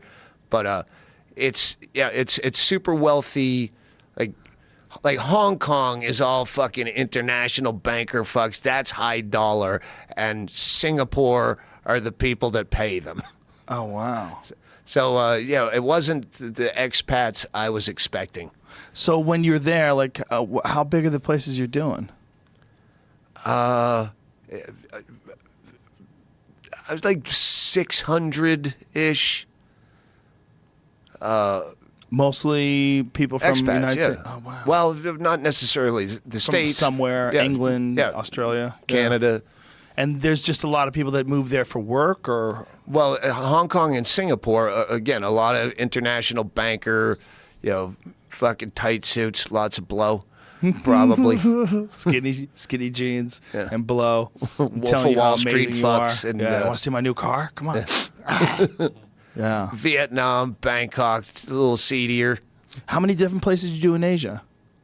That was it. Bangkok, Thailand, Vietnam, Hong Kong, Shanghai. I think I'm missing a couple. Tokyo. Yeah, it was so quick. So you're doing a different country every day. So Wow. every day is another fucking visa, customs and Doesn't border. that shit just crush you and your immune system, though? The constant traveling. When I'm traveling every day, I can only do that a few days in a row. After a while, I'm like, what? Because I don't get any sleep. I don't sleep well when I'm getting up in the morning. You got to get up early for the flight. Then you try to take a nap. You barely sleep. You sleep a few hours at night. You got to get up in the morning again. You're doing a show, so you're wired after the show. And then you're like 2-3 days in. You're exhausted. Yeah, it was pretty brutal. Yeah. I think the way to do it is to just spread it out over long periods of time so that you do a gig and then you hang out in a city for like a few days, chill out, see what's there, then move on to the next place. I liked, all right, let's get it out of the way because those days off, I go, Right. Oh, look hey, at let's, Temple. Let's party. Hey, look at the Buddha. Let's drink. This guy with a Buddha. I'm a lot healthier when I have a lot of gigs in a row because then I stay sober till showtime. You tried quitting cigarettes for a while. Yeah. How long I did you always do it try. for? How long did you do it for? The longest was a year in 2008. Really? I did 6 weeks of a couple of years ago and then got a book deal and went, all right, that's the one thing I cannot write and not smoke. Really? Yeah, that's the hardest thing to do, quitting. Like eventually, okay, yeah, I can drink and not smoke. I can go out and I could do interviews on the phone. That's usually where, you got to do interviews. I'm chain smoking, but writing, like book writing. No, it's just constant. Hinchcliffe had a real problem with that. Who? Hinchcliffe. He would write for roasts and things like that, always be smoking cigarettes. He Yeah. always associated cigarettes with writing. but he quit smoking cigarettes, and it took him a while. Said there was like a cranky period. Took a while to like get over the hump. Got one of those vape pens. Yeah. Yeah, Bingo uses those. That's what I was I said, I'm going to bring your vape pen to Rogan's because I don't want to smoke and ruin his fucking studio again. I think we're fine. Seems to be working. Good. I mean, I could smell it, but I mean, it's not like thick in the air. The fan works. Does it have filters, Jamie? Do we have to clean filters? Do we know anything? After today. After today, motherfucker. Douglas, it's already 2 o'clock. All right. We did 3 hours. Really? Yeah. Oh, shit. That didn't even make sense. No. Right? Time flies by. Yeah. Anything to tell these fine I people? have nothing to promote. This airs on my first day of retirement. The retirement of Doug Stanhope, which will We're going to take a 10-day train trip, going nowhere but on the train. Nice. I mean, we go to Chicago, Tucson to Chicago to Portland, down to L.A. and back to Tucson. Just have some fun. Hanging around on a train. Beautiful. Yeah. I love it. Love fucking moving. Yeah, man. I mean, you don't have to do anything. You could do whatever the fuck you want. That's the American dream. The American dream is not just success. It's also freedom, right? Freedom to do whatever, not be trapped, like to be wise enough to not be trapped by your bills or your previous commitments. Bang it out, make enough money, stockpile your finances, and go, okay, we're good. It's just fucking chill. Live cheap. Discount meats. Lesson to you all, America. Live like Doug Stanhope, or don't. Is that it? Yeah. That's it. Good night, everybody. Thanks. Bye. That was fucking 3 hours?